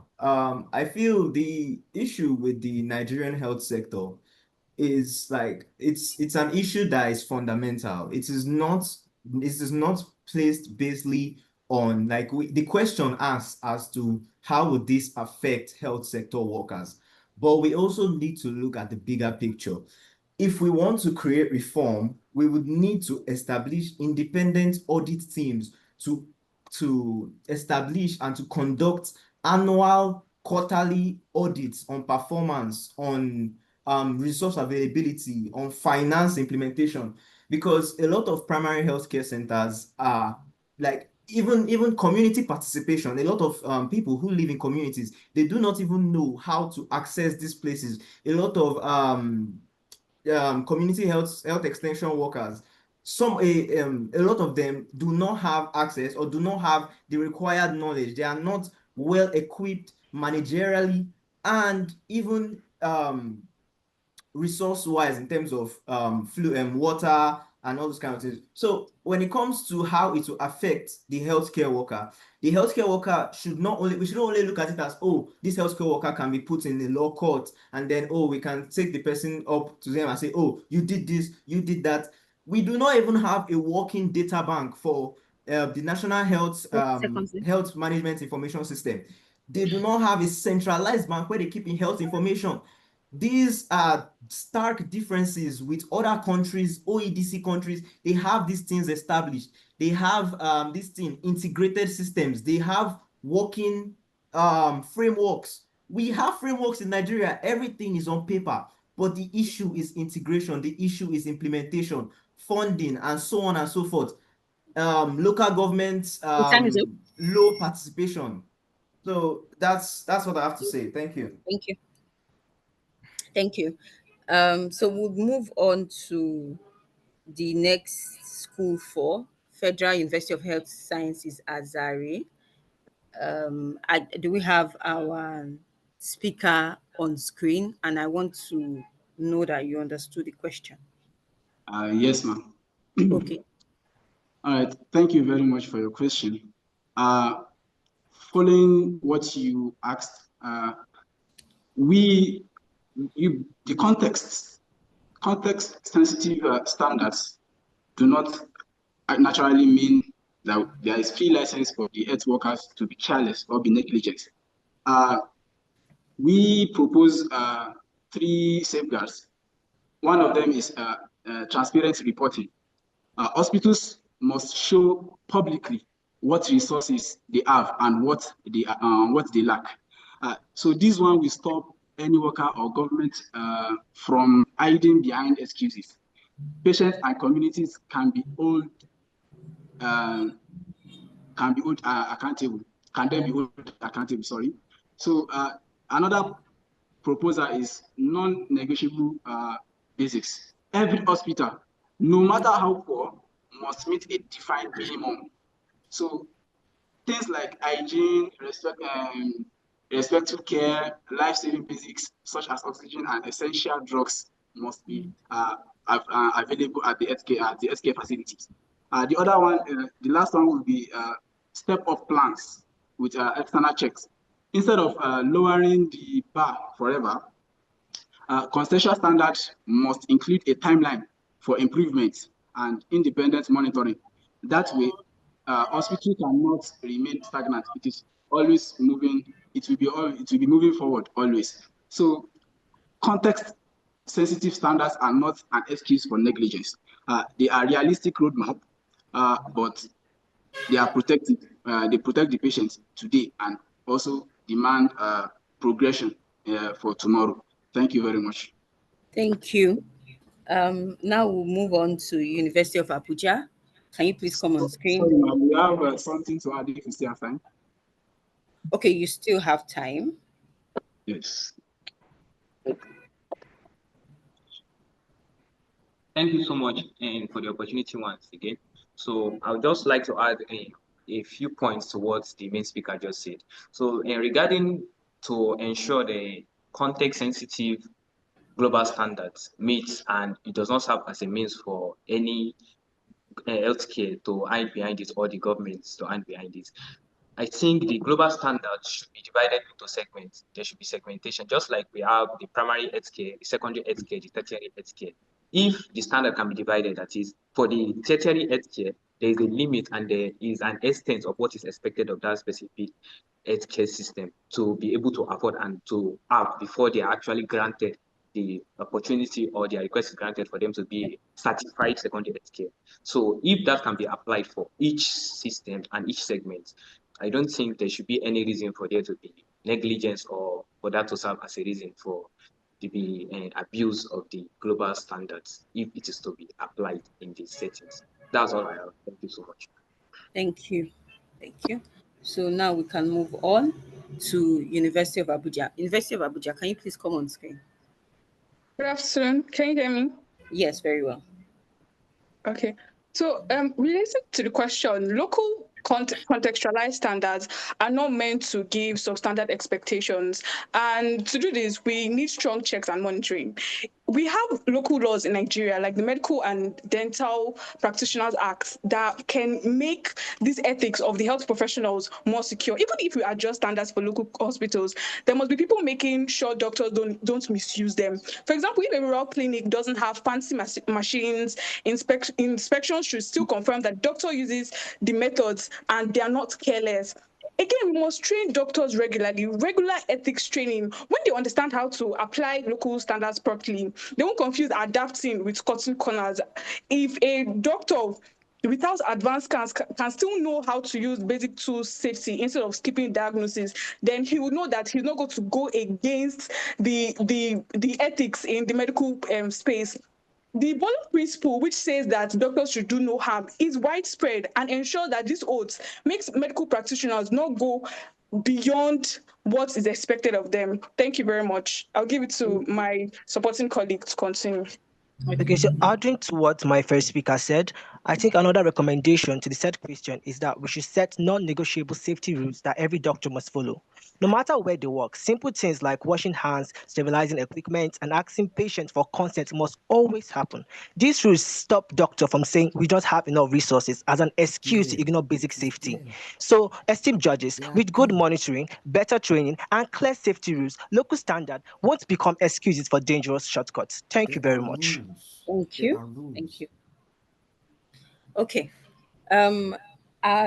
Judge Mutia Tafolabi, so would want you to ask your second question to the teams speaking against. So let's hear what you have to say. Oh, thank you so much to the teams that were arguing for the topic. So really interesting suggestions and recommendations. I was just like that I like that you could think that way, because the purpose of the debate is for not just for the argument's sake, but to also build you, empower you as future medical law practitioners to be able to provide solutions on the issues that are on ground.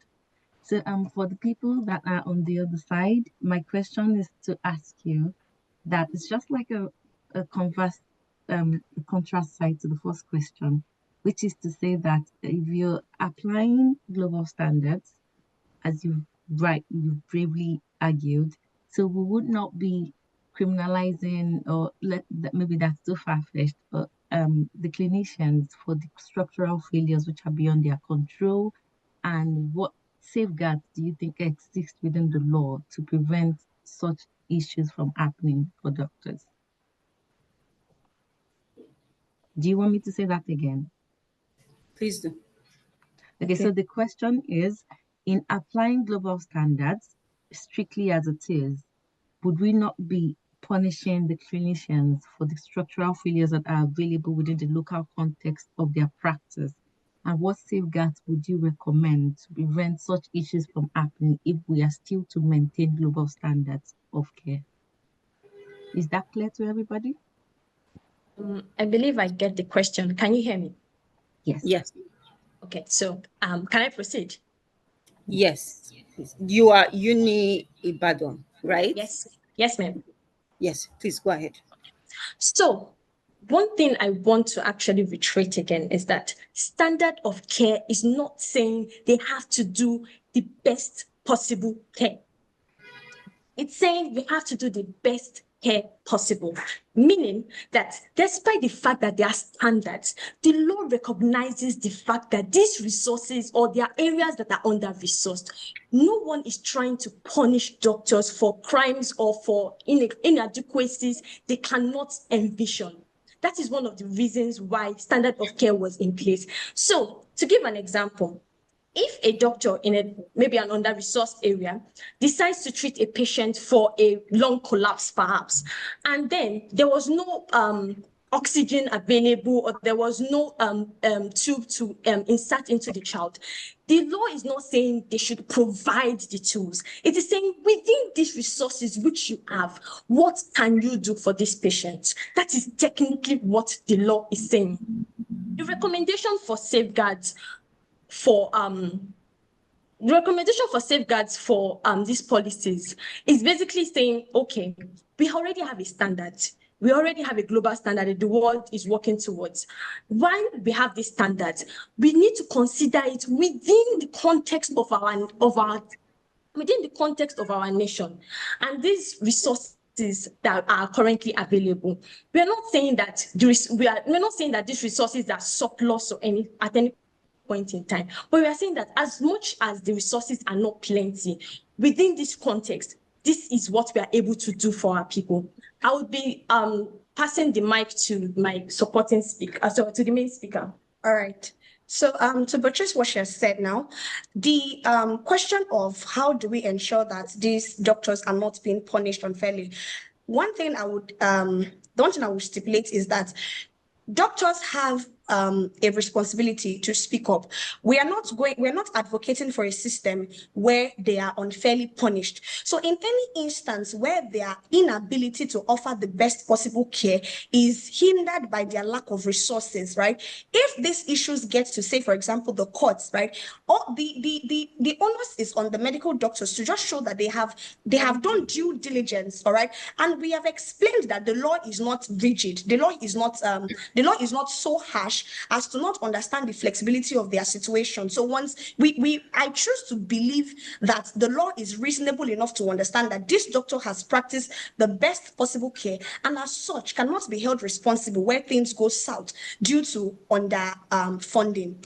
So I'm passing back to my supporting speaker. So finally, what we need to understand also is that standard of care is not static. It is dynamic and it changes according to the circumstances of the case. Thank you very much. Thank you. So we'll move on to OAU to answer the question. OAU, can you please come on screen? Yes, ma'am. All right. So concerning the question, the standard of care, a global standard of care does not contemplate a uniform standard of care, like a totally uniform standard, as you have said. It does not mean the same apparatus that is here must be here, must be here, must be here, and so on. It basically means that every doctor must do his or her possible best to care for the patient as much as is apparatus is available to him. That is what a global standard of care contemplates. Now, yeah, when it gets to the court of law, of course, the court is not so rigid to not. The definition of negligence in itself says it to consider the circumstance of the person. So it will be the objective test, whereby it will be what would any reasonable doctor in that point would have done if they were in that same position. And if the doctor is justified, he will be free. Also, I want to add that imposing this global standards is going to encourage governments. It's going to the international regulatory bodies such as WHO and advancing for universal health coverage. They can bring up a type of action tracker, maybe something like a monitoring report for countries to see that, okay, this is where this country, this is how far this country has gone in. I'm sorry. This is where this country have gone in doing this, in doing that, in doing this. Now they should not put pressure on the government, just like a allusion I made to the Financial Action Task Force that pressure Nigeria to take drastic reforms in in the Nigerian health financial sector to make it get better. So now it is now the international regulatory bodies that have they have the impact, they have the responsibility to now pressure these people that, okay, government, we have understood that this is how you guys operate, but you must do something to increase or to make to better these resources so that your doctors will not be unfairly charged. Then also, whenever doctors are unfairly charged or care workers are unfairly charged like that, I believe they don't operate independently. They have bodies, they have resident doctors association, medical dental practitioners. Those, they can come together to advocate, to pressure the government to do what they are supposed to do. Those bodies can also come together to defend a doctor if if there is any case in which anything unfair wants to come to the doctor. So I'll be passing my mic to the supporting speaker if she has something to add to it. Yes, thank you very much. Concerning the question at hand, I believe that a global standard of care would be applied to local adaptation. What I mean by that is that if a global standard of care is applied to the healthcare system, it will be compromised to blend in according to the current healthcare status of Nigeria. And also, a global healthcare system will push Nigerian government into doing better. I mean, when we are pushed out to the world, when an international body like the World Health Organization is aware of our healthcare system, I don't believe that the Nigerian government would sit back and relax and watch our healthcare go sour. It is an example is that in the US, there was a debate as to a series of fatal medical errors. And at the same time, while that debate was going on, regulations were put in place to solve that error. So I believe that a global standard of care would be a push to Nigerian government to work on our healthcare service. If we say that, okay, let's start and not work on the global standard of care and ignore it, we are encouraging the Nigerian government to ignore the healthcare. Thank you very much. Thank you for your answers. We're now going to move on to our next judge, Miss Judge Ebenezer Egwatu Esquire. I know that came out wrong, but for the purpose of this debate, we have Judge Ebenezer Egwatu. So we're going to move on to ask this question. Thank you. Interesting submissions, arguments, and counter arguments. Okay, my question for those arguing against global standard, let me set a background. If you want to prove medical negligence, there are like 4 ingredients: duty of care, breach of duty, harm, then the trade that should connect, the nexus, which is causation. So my question based on that background is this: what factors aside this should be used to form the local standard? For those arguing against global standard, we want to set up a local standard, a Nigerian standard of care. Now, the opposite is the global standard of care. If we want to prove negligence in our local context, what factors should we use to set our local or form our local standard of care? That's my question to those against the proposition. Thank you. Okay, thank you. So before we move on, I just want to state this, that for this round, for against, we'll have Ibadan go first, then OAU will go next. So University of Ibadan, please, can I see you on screen? Yeah. Thank you. Sorry, can you all hear me? Yes. I did not get the question. Okay, let me repeat. Okay, let him. If you did not get the question, let me repeat it so that you understand it. You know what medical negligence is by way of definition. Elementarily, doing or not doing what a healthcare professional of your standing would have done in the same situation. That is failure to exercise reasonable skill and care of a medical practitioner of your standing in that situation. So if you want to prove negligence, you establish duty of care, you establish breach of duty of care, you establish harm, then you establish causation. Based on this background, what I've just said is the global standard. My question now for those arguing against global standard, my question is, what standard? Your arguments have been, we need to develop, we need to have a local standard, a contextualized standard of care. So my question, what factors, aside that of global standard, should we use to form or formulate our local standard of care? Madam Moderator, I do not think this question is particularly for us because we are arguing for global standards. Yes. I said those arguing against global standard. Sorry if I mixed up. I have a separate question for those arguing for. This question is for those arguing against global standard. Yes. So we'll go to, let me see, the school that spoke last. So we'll go to Abuja to start with this. Okay. Good afternoon. Good afternoon. Yes. Can you hear me? Yes. Am I clear? Okay. Thank you. And thank you very much for the question. So while duty of care, breach of duty, causation and harm are core elements of proving negligence, there are other important factors too that Nigerian courts and even legal practitioners can consider to establish negligence even more comprehensively. We can have standard of care relative to the local context. So in Nigeria, proving negligence involves demonstrating that the healthcare provider failed to meet the standard of care expected of a reasonably competent professional in similar circumstances. Unlike universal or global standards, the Nigerian courts can recognize that resources, infrastructures, and even training levels can vary wildly across region. And then we have to consider foreseeability of risk.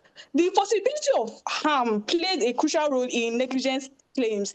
It must be shown that the healthcare worker ought to have reasonably foreseen or anticipated that their actions or even omissions could cause harm. And in Nigeria, this is particularly significant given the high-risk environment many practitioners work in, such as overcrowded hospitals or even understaffed clinics. We can also consider violation of professional or statutory regulations. So health professionals in Nigeria are governed by regulations such as those issued by the Medical and Dental Council of Nigeria and the National Health Act. So a breach of these statutory or professional standards can also serve as strong evidence for negligence. And we can also look at the cases of res ipsa loquitur. That means the thing speaks for itself. So this can allow negligence to be inferred when the nature of the accident or harm strongly suggests negligence without needing explicit proof. So these ways are other ways apart from the initial methods in which negligence can be proven. Thank you very much. Thank you. Okay, before you end, let me just get clarification. You know that res ipsa loquitur is a defense and not establishment. Are you aware of that? Yes, okay. I know that. I also need to avert your mind to the fact that the laws you cited, the extant laws as they are now, are based on global standard. So if we are falling back to the laws as they are now, they are based on global standard. Do you agree with me? The Medical and Dental Council of Nigeria, the Act, it regulates the medical activities in Nigeria. Yes, the Medical and Dental Practitioners Act, which establishes the practice of medicine and regulates the practice as well, including setting the educational curriculum for persons to be trained as dental surgeons or medical practitioners, is based on global standard. The National Health Act 2014, as it is now, is based on global standard. So Okay, I thank you want very something, because I don't want you, I want you to think on your feet, actually, because you're on a hot seat. So I don't want you to just argue for argument's sake. I want you to process the argument you're putting forth. So I will give you 1 minute to respond. Okay, thank you very much, sir. Regarding the laws in Nigeria that you have said are based on global principles, I'd like to reiterate that the medical acts and medical professionals, medical curriculums are interrelated, even within and across nations. So that's why we might infer that they are based on global principles. But the fact still remains that they are contextualized for Nigerian cases, Nigerian experiences, and Nigerian healthcare associations and their relationships, the doctors' relationships with their patients. So I would like to make it very clear that these laws are still contextualized for the Nigerian arena. One more final question for you on this. Do we have Nigerian human beings with a different number, lesser number of bones or higher number of bones? If you brought a human being from Nigeria, another from China, another from, say, India, who are healthy and normal, do they have, and let's say we brought all male, brought 3 females from these countries I've mentioned, do they have the same organs, the same tissues, because they are healthy and normal? Do they? Yes, they do. There's not been any research to show that we are To different show, for all the same, sir.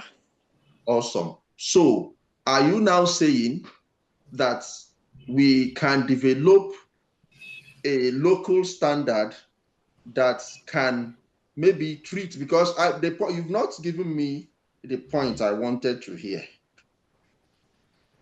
Are we saying that we can develop a local standard that can reduce the quality of care that is expected to be given in a situation? Okay, sir. If yes, what could we use to form that standard? What would be the parameter? Okay, So, let me sir, rephrase this question. I put it on a canvas. The canvas of that question was this. Which of the 4 ingredients of negligence could be removed or deleted to form our local standard? Should we remove establishment of duty of care? Should we remove harm? Should we remove causation? Should we remove breach of care? So, in my opinion, I would suggest that causation is removed. If at all it can be removed, I would suggest that causation is removed, because the duty of care is important and pertinent to ensure that you deliver the healthcare services that you have sworn to deliver to fellow Nigerians. And breach of duty suggests breach of contracts. So if you sign up to be a medical practitioner in Nigeria, you must not go against your duty, your statutory duty, your legal duty to be a medical professional and provide the highest base standards of medicine to these people. And then if harm is caused, it has already shown that this harm that is caused is as a result of so and so, according to the context or according to what has happened within that case. But then causation, we can relate causation to different things in Nigeria. We have overcrowded hospitals. This is a cause. This is something that can be looked into when we are proving negligence. So if at all I'm to remove any of the ingredients, I would suggest that causation be removed, sir. Do you understand causation in the context of proving medical negligence? Yes, sir. How is overcrowded hospital a cause in proving negligence? Like I said earlier, I need you to think. This is an academic argument. I know some of the personalities that are here as observers. In fact, we have a doctor of health law on this platform. I personally invited her to be part of this. She lectures health law. So I need you to understand that. Do you understand causation? Because I don't want us to just run about time and debate and go. I want us to also have it as a learning opportunity. Your scores are here with maths. I believe my co-judges have also done that. But I need us to go academic now. So I'll give you 1 minute and we have the next person, the next school, because you have taken the slot of you and your colleague so that other people will have a bite at the cherry. Thank you. Okay, thank you very much, sir. Relating to causation, overcrowded hospitals in Nigeria is different from global standards in other countries that may have less number of people in that country. So that's what can be a cause for negligence. When we say the actions and inactions of these medical practitioners are instrumental in proving negligence, we're saying that even unnatural causes that are caused by the systems, not particularly by the health worker, causes that things that are caused by the system, such as overcrowding of the hospitals, are the result of underfunding of these health care places, can also prove negligence. So that's my point, sir, in saying that overcrowded hospitals are in fact a cause to healthcare malpractices in Nigeria. So can I say something? Can I also say please. something? Okay, the one I will pick will be breach of duty, because duty of care, causation, and damages are the same everywhere. But breach of duty depends on what is expected of a reasonable doctor in that situation. For example, a doctor in rural village without advanced machines should not be judged with the same standard or the same criteria as a doctor in a big Lagos hospital. So if I should pick one, I think the breach of duty of care should be removed. Thank you very much. Okay, thank you. Thank you. Let others answer. Moderator, over to you, please. Okay, thank you. So the next school to answer this question will be Azare. So can you just just to chip in one point, because I'm currently doing research on genomics, and I wanted to just correct the Abuja representative about the idea that everyone is the same when it comes to our health. So there is research. That is why there is research currently going on in regards to precision medicine. So as much as we are all the same, we also have our differences when it comes to healthcare. So you should not take everyone on the same basis. So that is just something I wanted to give to you. Thank you. very much. Thank you very much, ma'am. So Azare, can you come on screen? Okay, thank you very much, Mr. Before you start, do you understand the question? Yes, I understand the question. Okay, please go ahead. Okay, now, so to build our own standard of care, we are expected to follow some certain factors as that of than the international standard. First and foremost, it is very essential for us to follow, to get to know the ethical and legal safeguards regarding the healthcare system. So the standards must still protect patients' rights and safety of the patient, even if we are to adapt to the society at that moment. So there's no excuse for negligence or to disrespect the patient. Also, we are supposed to put in context the cultural and societal values and needs of the patient. For example, the consent processes and health beliefs and the languages all affect whether a patient trusts the healthcare system or follow the guidelines that are being set by the healthcare practitioner. Also, the disease burden.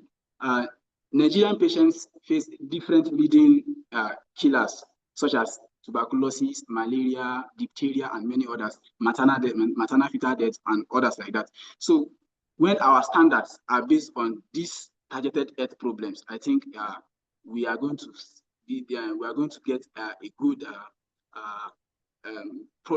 factor for setting these guidelines. And lastly is the resource that we have. The available resources such as the medical equipment, the drugs, and also staffs, health workers, and infrastructures. All these things are very important for us to have our own contextualized legal laws for creating this local standard. So a good local standard is built on our reality, our resources, the diseases of that is more prominent in our own locality, and the patient culture and societal value, and the ethics by which we, the health practitioners, are following. My co-debater is going to shed more light on this. Standing on the existing protocol, thank you so much for the opportunity once again. So I would like to buttress the point that the main speaker rightly said. So regarding the question that was thrown at the first speaker on this question specifically, that we have a different anatomy and physiology compared to those in other continents, like those in Asia and other developed countries. The question is no, but our reality is that a lot of things that, considering our socio-economic status and our reality, just like I said, let's say, for example, a patient battling with a certain disease, let's say a patient is having issue with, let's say in surgery now, the patient has issue, a wound, an open wound, and a drug is required to dress that wound.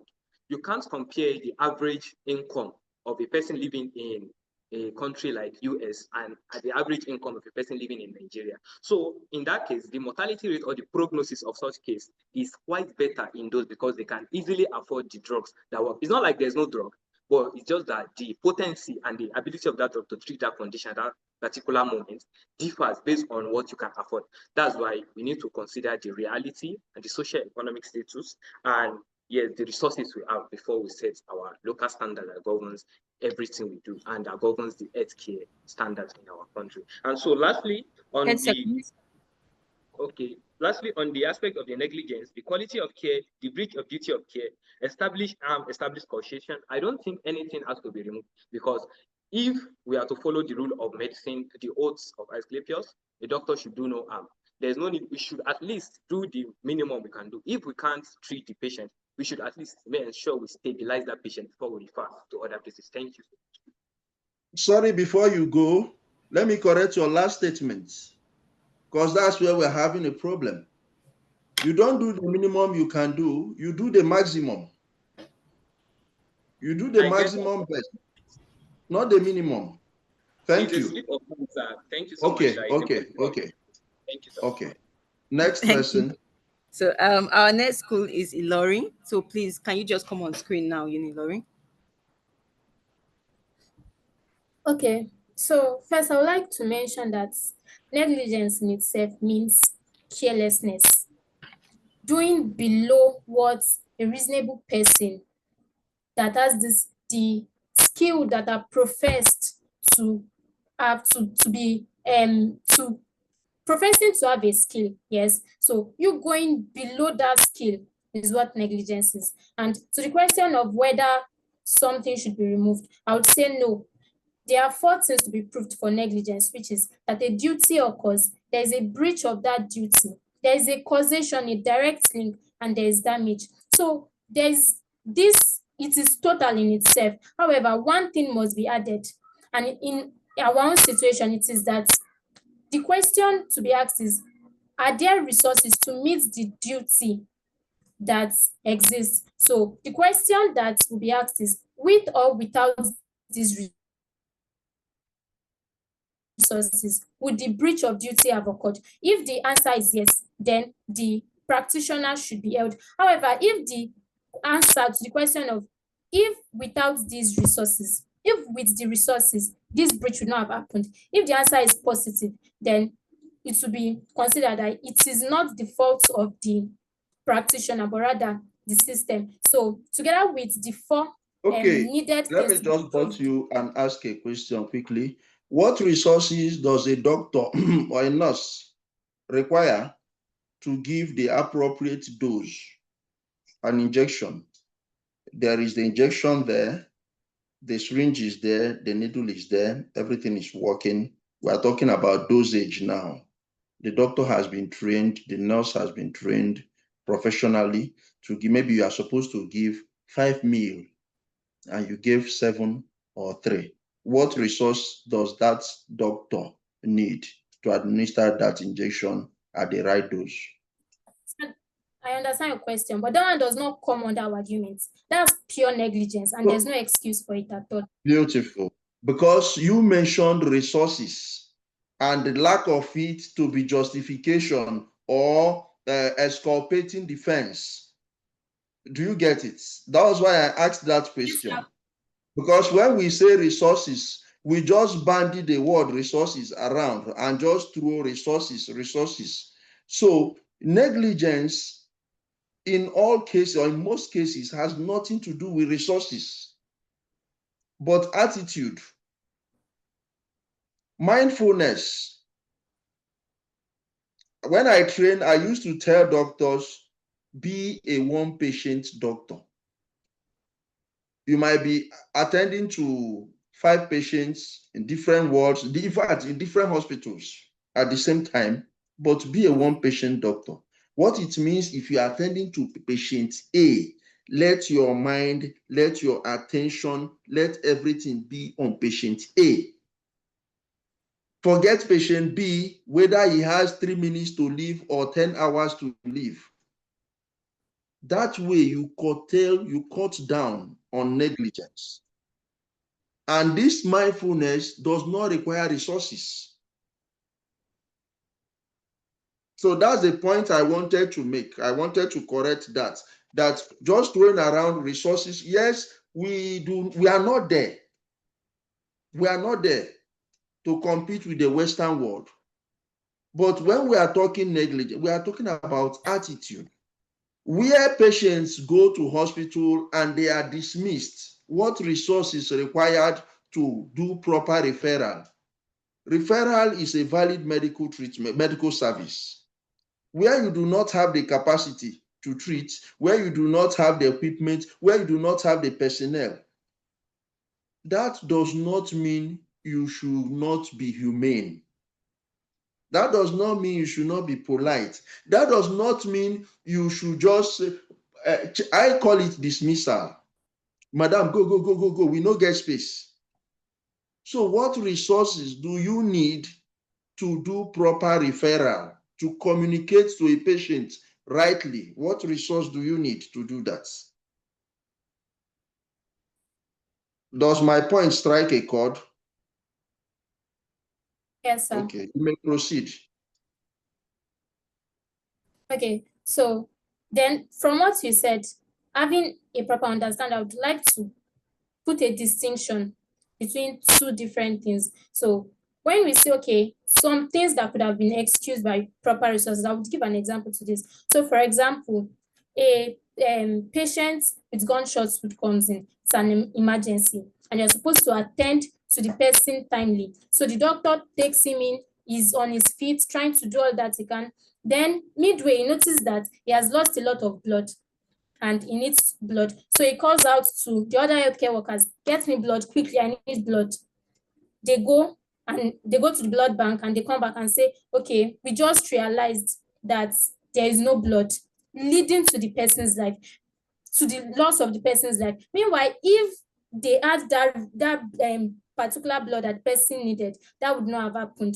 So there are two different things. There are things that resources does not affect at all, like you said, referrals, and there are things that at the end of the day, the situation of now the scenario you painted, is it our reality? Yes, Even with the existence of the Compulsory Treatment and Care for Victims of Gunshot Act since 2017, this is 2025. Yes, sir. Are there hospitals that readily admit gunshot victims and do what you said? That's the question, the reality on ground. What you said is the standard, is the ideal. But is that our reality? Because we are saying, the question is our local context. Our local context must also capture our current reality. So if we are setting a standard that we will use for our local context, given our reality, what factors should we bring to place? if you have your colleague, let the person attempt Yes, maybe I 2 would. minutes and we move. All right. Okay, moderator, please. I will ensure I don't butt in. Yes. Give everybody 3 minutes or 2 minutes so that we move to other. There's still another judge. Very well. Okay, so my colleague would continue from there. Yes, sir. Thank you for that, your lovely question, sir. I will first say, as the main speaker has iterated, that the establishment of a global uniform standard and then comparing it to our local Nigerian settings, it is not, when we say we do not support this position, it doesn't come from a position of, oh, we need to make more, to accommodate more mediocrity. Because especially when we come to global standards, there are already standards. There are standards. There are standards in the Nigerian settings. There are standards in the global settings. Like you raised the Gun Act. There is also the National Health Act of I think the recent 2019 also, that states that let me say, in health settings you cannot refuse a emergency, like if someone comes from emergency treatment under any circumstance, you can't say, oh, because Section you've not 20 of the paid before, National because you've Health not Act registered for card. 2014. Oh, yeah, I think that 2014, I don't know if that's the most recent revision Section 20 of the National Health Act of the National Health Act. Yes, sir. 2014. So yes, sir. So it states that we should not, under any circumstance, reject care for emergency, reject anyone of emergency care. So in that kind of situation, they are now, because in a lot of states in Nigeria, or in the majority of Nigerian settings, healthcare is majority primary, through primary healthcare. Healthcare is delivered through private healthcare settings. So a lot of private hospitals might have those kind of different policies and say, oh, that might even go around contrary to the act. So what we should even be saying should be to locally penalize those kind of places that would go against the law. They will subvert the law. Even with the established standard, they will go against it. But when we say we want to set a global uniform standard, that like the what we are positing, the statement that we are positing is a global uniform standard. If it is uniform, it has to be universal, it has to be global. Of course, we can include minimum to say, okay, we are trying to accommodate more. But what we are discussing is a global uniform standard. So if we are talking about a global uniform standard, who is setting the standard? Do they know the situations of the people who are living in most rural places of Nigeria? Do they take into consideration all of these things? So what I would propose is that we don't make our laws to accommodate more mediocrity, but we make our laws to pressure the government to make sure that cases where people lose their lives through this kind of under resource settings go out of trend. And I also like what Your time the is people up. on our side too. Ma? Your time is up. Okay, thank you. Thank you.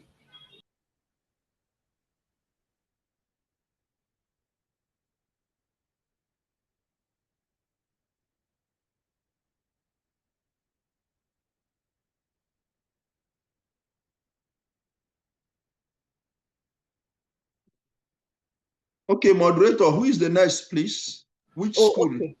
Oh, okay.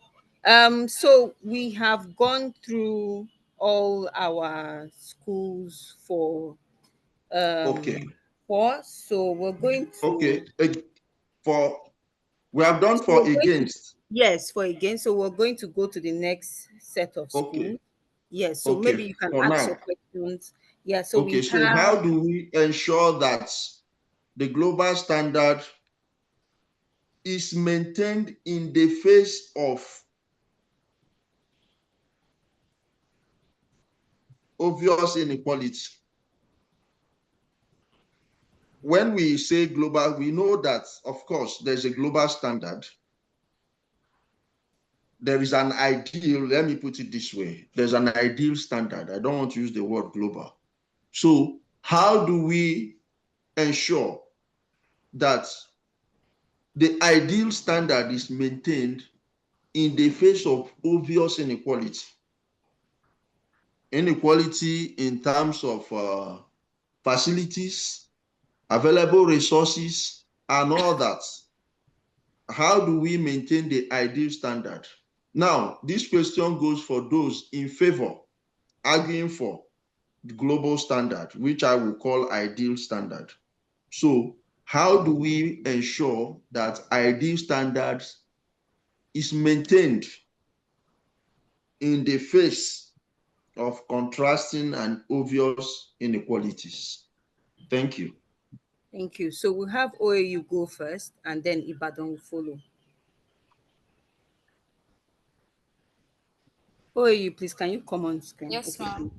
Yes. All right, ma'am. So first, we must not stop the clamor for adequate resources, as earlier expounded. We must continue to advocacy group must continue to encourage the government to foster adequate resources, and most importantly as well, the system of referral must also be very active. We must not neglect that aspect as well. If you don't have enough resources, if you don't have facilities to do it, you must be able to quickly refer the person to a place where it can be done. So in maintaining ideal standard, we have to make sure, in summary, to put the government in check. It can even be by the international body, and even the national groups, as we've said, can also do this in pressuring the government. Then we must also not forget the system of effective referral. So I'll be passing the mic to my supporting speaker if she has other recommendations. Yes, thank you very much. For that question, I would like to say I put it in two major standpoints: contextual application and progressive enforcement. Now, in the contextual application, courts and regulators should ensure that they apply this global standard according to context. For example, negligence as a result of systemic failure should be differentiated from negligence as a result of misconduct. If a doctor uses unsterilized tool for a patient and the patient eventually dies, the court and regulators should understand the fact that this doctor lacks proper professionalism. However, if the doctor loses a patient as a result of low electricity or there is no MRI machine or CT scan, the court should also understand this particular context. And the second one is progressive enforcement. Rather than ensuring imbibing a punishment culture, we can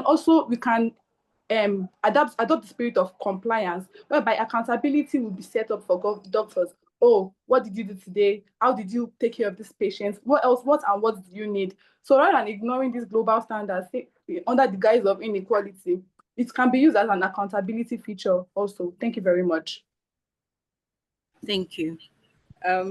Judge Ebenezer, do you have anything to add, or we can move on to the next school? Let's move on to the next person. Great, thank you. Ibadan, please. Can you all hear me? Yes. Okay, great. Okay.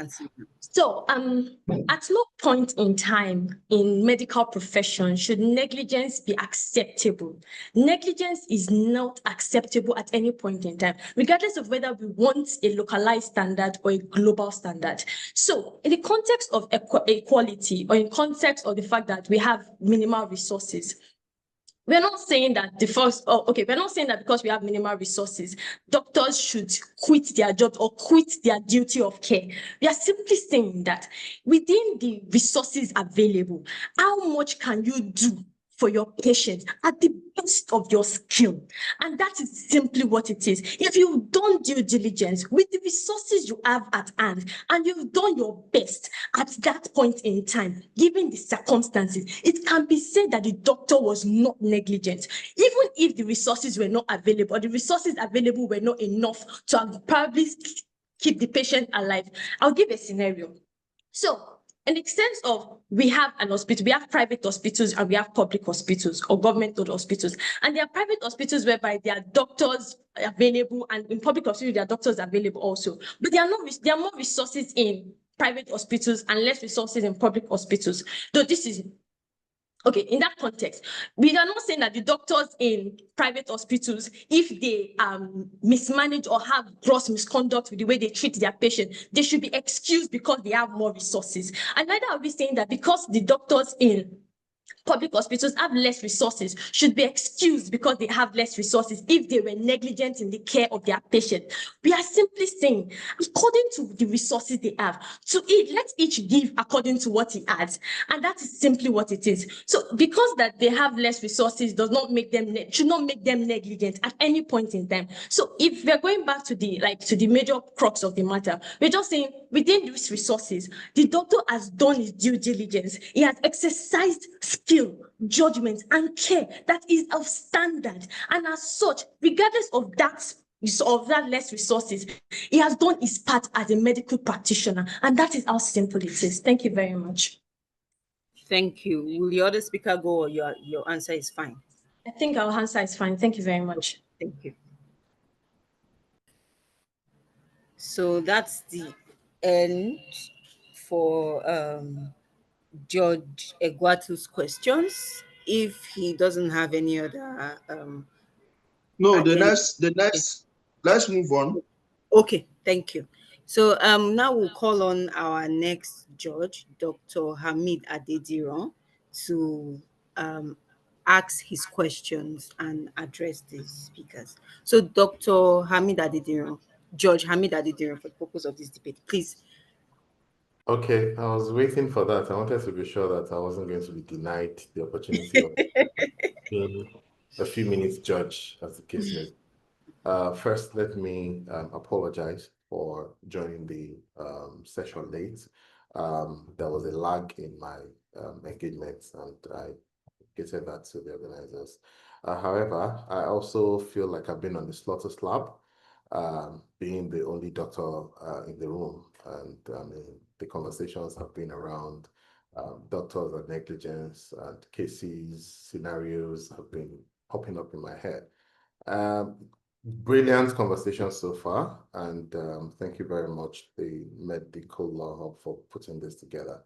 My question would go to a single question would go to either side. We're looking at the reality of applying a uniform global standard of care to healthcare workers in under-resourced Nigerian settings.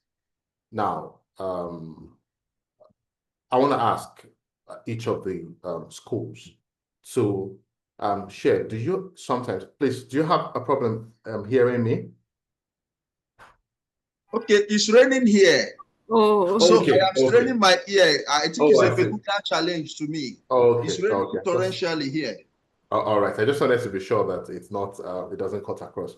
So my question to everyone is, do you have a first-hand experience or narration about poor medical treatments or poor management in a clinical setting? Now, if you have this experience, do you think having a global standard would have helped manage that or prevented that poor experience or narration you had? Or you think it can be excused by a resource poor setting like Nigeria? Let me take it again. First of all, do you have an experience, a first-hand experience, or a first-hand narration of poor medical treatment? Now, do you think that scenario could have been better handled, could have been prevented if global standard of care was applied even in Nigeria? Or you think that happened because we're in a resource poor setting? So in this case, you choose, if you're for or against, you will decide which side you'd stay. Thank you very much. That's clear, and then proceed. Thank you. Oh, okay. Thank you. So I will call in this order: Abuja, Azare, Ilorin, OAU, and Ibadan. Or, okay, let's call it in the order we did our debate, so that we have 4 and against, for and against. So we have I really wanted the people who spoke last to come first. But anyway, this last time we're just choosing at random. So okay, we'll have Ilorin first, we'll have Ibadan next, we'll have Azare, then we'll have OAU, and then we'll have Abuja. Let's do it that way. So can Ilorin come up and then you let us know if you understood the question and you go for it. Yes, ma'am. Good evening, George. I mean, the question is if we have experienced it and whether if there was a global standard, the global standard would have prevented that from occurring. That's it, sir. Did I get it? Yes, depending on which side of the divide you belong. Okay. So I personally haven't experienced such, but if I was to, I don't have a first-hand account. But if I'm to take the position of someone who might have experienced such, I would, like, I think most people who experience this, because of they usually don't blame, like they always just blame the government directly. It's possible that okay, it might have been from the negligence of the doctor, or it might just be the establishment itself does not follow the guidelines and so on and so forth. But they usually just blame, okay, this is just like they just take it on themselves and say, okay, yes, this is what I'm supposed to expect. Now, a global standard, I feel like a global standard would not prevent this at all. It would not. And the reason is because there are standards. There are already standards. There are standards. NPHCDA, the National Primary Healthcare Development Agency, has standards. If you read through the documents, the minimum standards, the minimum requirements for health posts, for health clinic, for health centers, it is very detailed. And of course, there are problems with their framework because they also establish it to be based on electoral wards. They don't establish it to be based on, let's say, nucleated settlements. So let's say if a settlement is quite large, and then they are scattered, they can just have, let me say, a few health posts just because of they are an entire electoral ward. They cover them based on area. So you cannot have a situation where someone living in a particular place cannot get healthcare on time because of their electoral ward is just so wide. So they might not be able to get emergency services on time because that is how the framework divides it. But if the framework was more robust, if it accounted for, okay, let it be by community, even if it is just, if the health posts are, let's say it can even be as small as a kiosk that follows the standards as guidelines as outlined in the NPHCDA guidelines, it might have adverted such. So a global standard, I feel if it was introduced tomorrow, next year, it should just be another one of those things that the government would not be able to attain, because the issue is a systemic thing when it comes to allocation of budgets, logistical challenges, communication, data collection. So many of these things are neglected in the process of making policy decisions. If they are not neglected, then they are under-resourced. NHMIS still runs on systems of them submitting hard copies of health data. They have to go, you document diabetes, you document tuberculosis on paper. And sometimes I can even give a first-hand report because I stay close to the hospital. My parents actually own one. So it is a private hospital, and we document cases. We document, okay, this person came, they have this particular ailment. So what you do is that at the end of either a quarter or a year, what you do is you gather all these documents and you go to submit it at their office. They took it there and they refused to accept.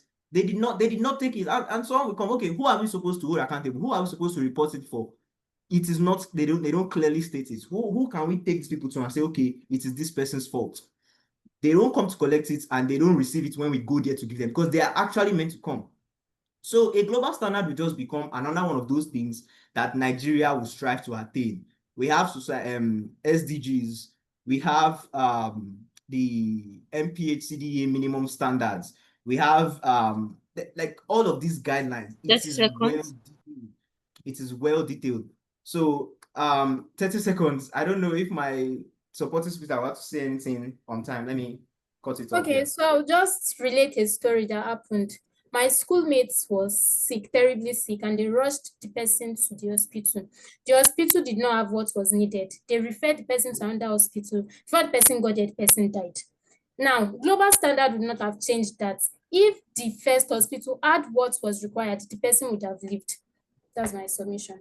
Thank you. Thank you.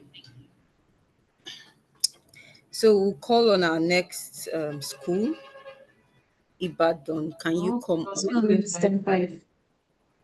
You not be by side. It's time. Open your hand. Before Ibadan moves on, our judge, do you have like anything to say, or we can just move on to the next school and then have everybody respond? Let's go. Let's go on. Okay, thank you. Ibadan, please, you have the floor. Can you hear me? Yes. Do you understand the question? Yes, I do understand the question. So he asked if we have a personal experience. Well, unfortunately, I do have his personal experience, which was very much recent. So I went to the clinic to complain of various symptoms. And when I went to the clinic, it wasn't that there was resources to check for the things I was complaining about. Like, it was not a constraint of resource. So basically what happened was the doctor was quite uninterested in what I had to say and kept on undermining my symptoms and being flippant about it. That was the first thing I noticed. I was trying so hard to explain that this is exactly how I am feeling. And I need you to understand that this is how I'm feeling. I know my body. I'm the best person to tell you how I am feeling. You cannot make it seem like I'm being I can't be flippant about it because I'm not in the medical profession or I'm not in the medical line. So she diagnosed me for ulcer afterwards, which turned out to be a misdiagnosis. Apparently, I had bacterial pneumonia, and it was after going to a different hospital that we realized I had bacterial pneumonia. And this could, like, given the global standard, knowing the fact that my doctor is supposed to do due diligence, is supposed to put their best foot forward and I already had a duty of care because she has already reached out to me. I've already reached out to her. So that duty of care, she already breached it by not putting all this into consideration and doing her due diligence. Whereas another doctor in a different hospital with similar resources was able to do due diligence, and that kind of balanced it out, and I was able to receive the best care possible. So if you put all of that into consideration, I do not think the fact that the global standard of care in existence should be eradicated or should be substandard or should be, it's to a very large extent already provides for various circumstances. And even if we want to localize it within Nigeria, we can still keep up with the standard because the standard is there for a reason. And it's also to prevent negligent actions or prevent the case of legalized negligence. Thank you very much. Thank you. So does your other speaker have something to add, but you still have about a minute left, or it's fine? I think we're fine. Thank you very much. Okay, great. Thank you very much. The next school is Federal University of Health Sciences, Azare. So can Azare come on screen now?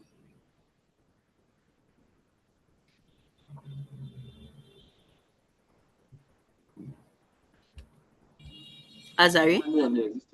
Thank you. Am I audible enough, please?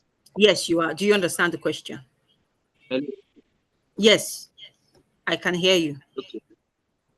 Thank you so much for the opportunity once again. So I'd like to share a scenario of cases we see often in the hospital regarding maternal health care and maternal death. So in the hospital, when we are in the O&D clinic, a patient presented late to the hospital as a result of prolonged labor, which has started while she was in a faraway local government in the place where we are currently, the northern part of the country. So in that case, the patient had prolonged labor because there was no access to a nearby primary health care center, and they had no choice than to travel a far distance before they could get to a place where they can access a proper health care for the delivery. So on getting to the hospital due to complications associated with the prolonged labor, the patient eventually died. And in this case, I think the best setting that can apply is not actually the global standard. Instead, it is the resources that we are lacking. Because if it's a case whereby there is a primary health care available nearby for her to deliver safely, the death could have been avoided. And this is one of the things that is leading to major maternal death. Also accompanied with lack of proper health education, which is also one of the things that if we have enough manpower, which is also part of the resources that can facilitate educating people both in the rural and underdeveloped areas about these common things like birth, the effect, the complications, and how they can avoid it. I think this can be avoided. So that's all I have. Thank you so much.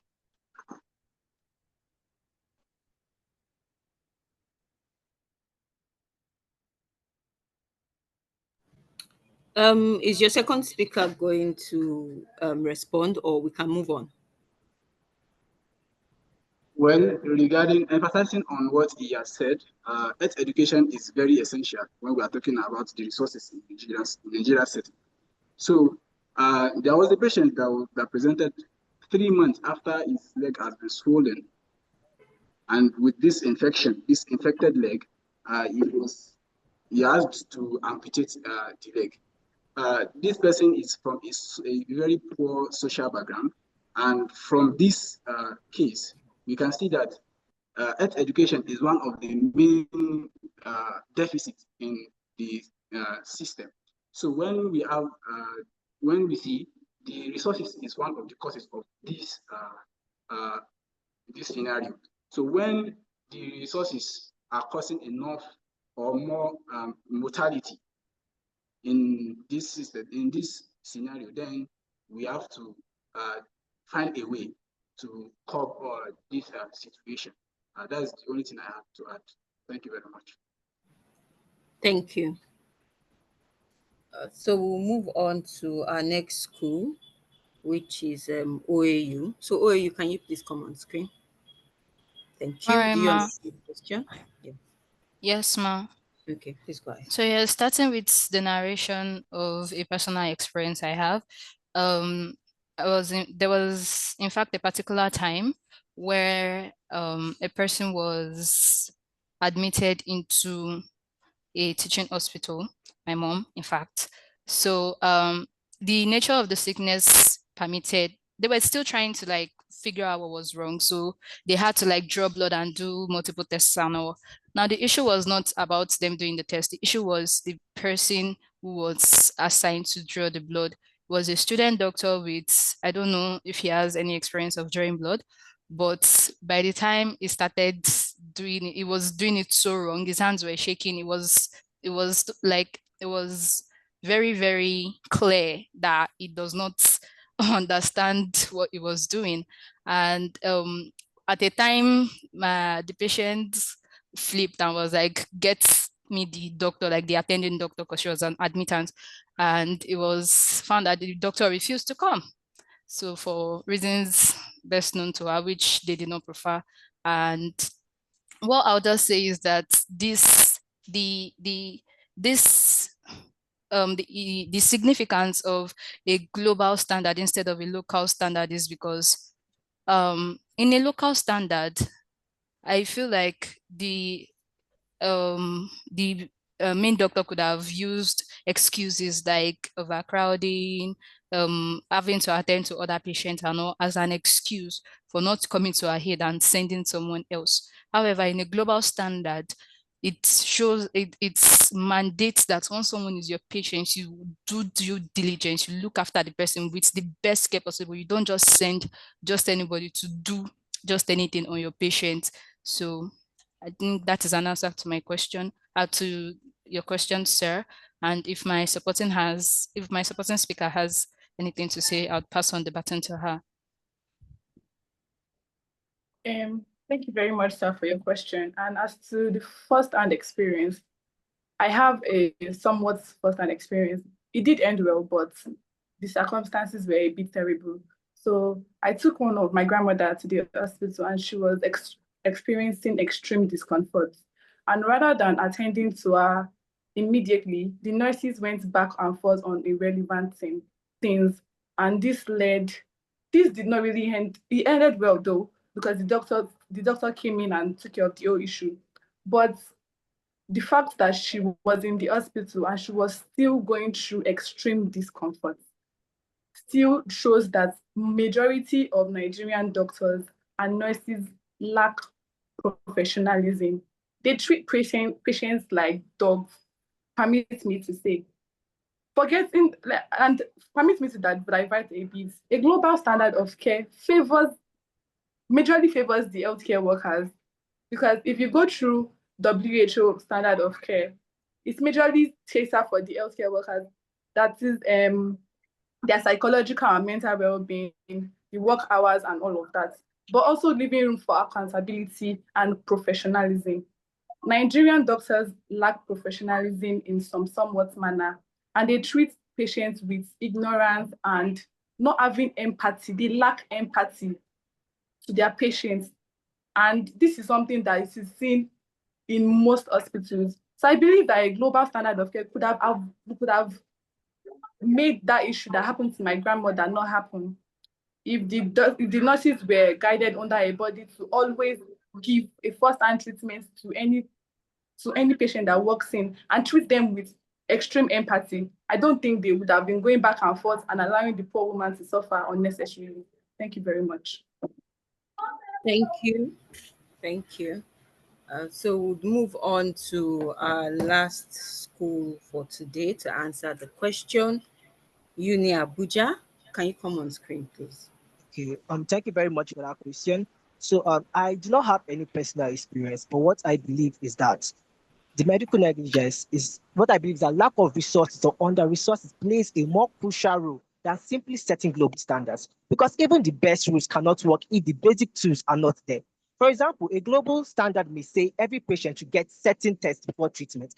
But if this hospital has no functioning lab equipment, the doctor is forced to either guess or improvise. Standards alone cannot fill an empty pharmacy shelf or repair a broken machine. In under-resourced countries like Nigeria, the real problem is not just the absence of rules, but the absence of materials, funding, and staff to follow these rules. Without gloves, drugs, beds, or enough healthcare workers, even well-trained doctors will struggle to meet any standard, be it global or local standards. Thank you very much. Thank you, Dozie. Okay, great. Esther, please. Okay, thank you very much. Can you hear me? Yes, yes. Okay, so just to buttress what my supporting speaker has said, global standards will not work when these resources are not available. Coming to even local institutions, Nigerian schools, where they have clinics, we see that most of these clinics don't even have the needed drugs, or maybe they even have drugs that are expired. Because I can testify from my school that sometimes we don't have the drugs that are needed, and these are the things that are supposed to be provided for these students. There was another incident recently where a student died because she did not have an inhaler, and the school did not even have one, and that led to her death. So when we're talking about global standards, we should first consider the resources that need to be available to these students and to individuals in the country. Thank you. Thank you. Yes, so this brings us to the end of our question and answer segment. Thank you so much to our judges for their questions, and thank you to our participants, to everybody who has spoken. Very wonderful points raised, and we hope that the news or the results will be favorable to you at the end of the day. So moving on, our distinguished judges, our participants, and our observers, we have now come to the end of this round of the National Medical and Health Law Competition. And it has been a very, very wonderful event. I have learned a lot, and I have listened to people speak to the debaters speak with so much passion, and it's a beautiful thing to see. So, on behalf of the organizers, I thank our judges for their time and insights, and I thank our participants for their rigorous arguments, and also our observers for joining in. So, just a reminder that only two schools will advance to the finals, and results will be announced within 48 hours. So, we're not going to get the results now, but in 48 hours, the results will be announced. But before we close for today, because it's been a long day, I will call on Mr. Damilare Adeoye, the founder of MedLaw Hub, to give the closing remarks. So, Mr. Damilare, please.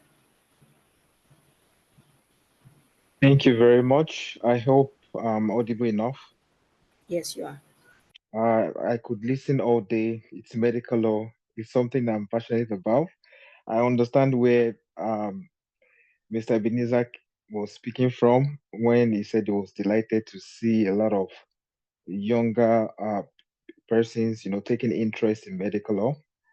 I'm glad that this has been a success, and it is not just the medical law that is doing this. We are doing it also with the um, Institute of Medical and Health Law, and the final will be physical in Abuja during the annual conference. So please let's take note of that. Also, I would like to appreciate the please.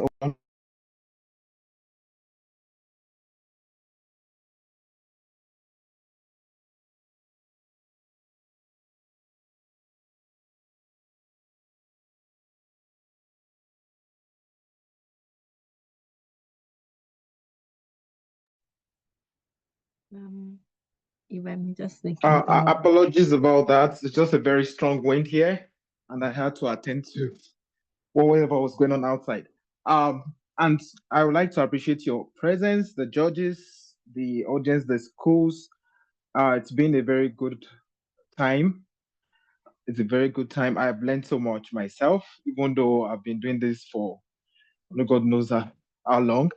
But there's always a new information to use. Even listening, I can see that you've put in so much research work, and I can say that I'm proud of this moment.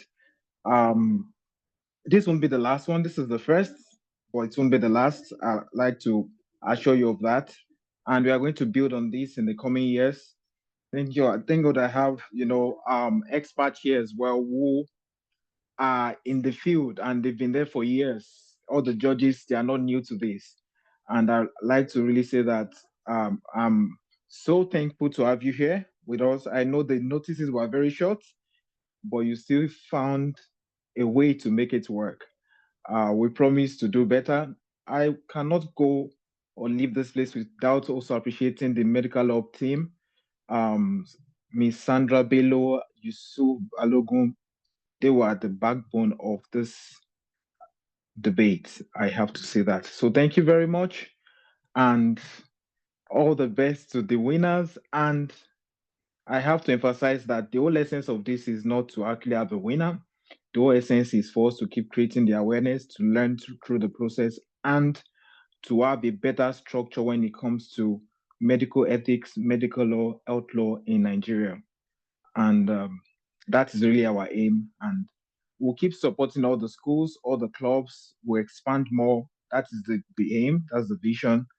And you can always count on the hub to be there when you need us. So thank you so much, everybody, and do have a wonderful evening. So much, sir. Thank you, everybody. This is where we draw the curtain, and I wish everybody a pleasant weekend. Thank you. Bye-bye. Thank you. Thank you, everyone. Enjoy the rest of your weekend. Thank you very much, sir. Thank you so much. Have a good weekend. Bye.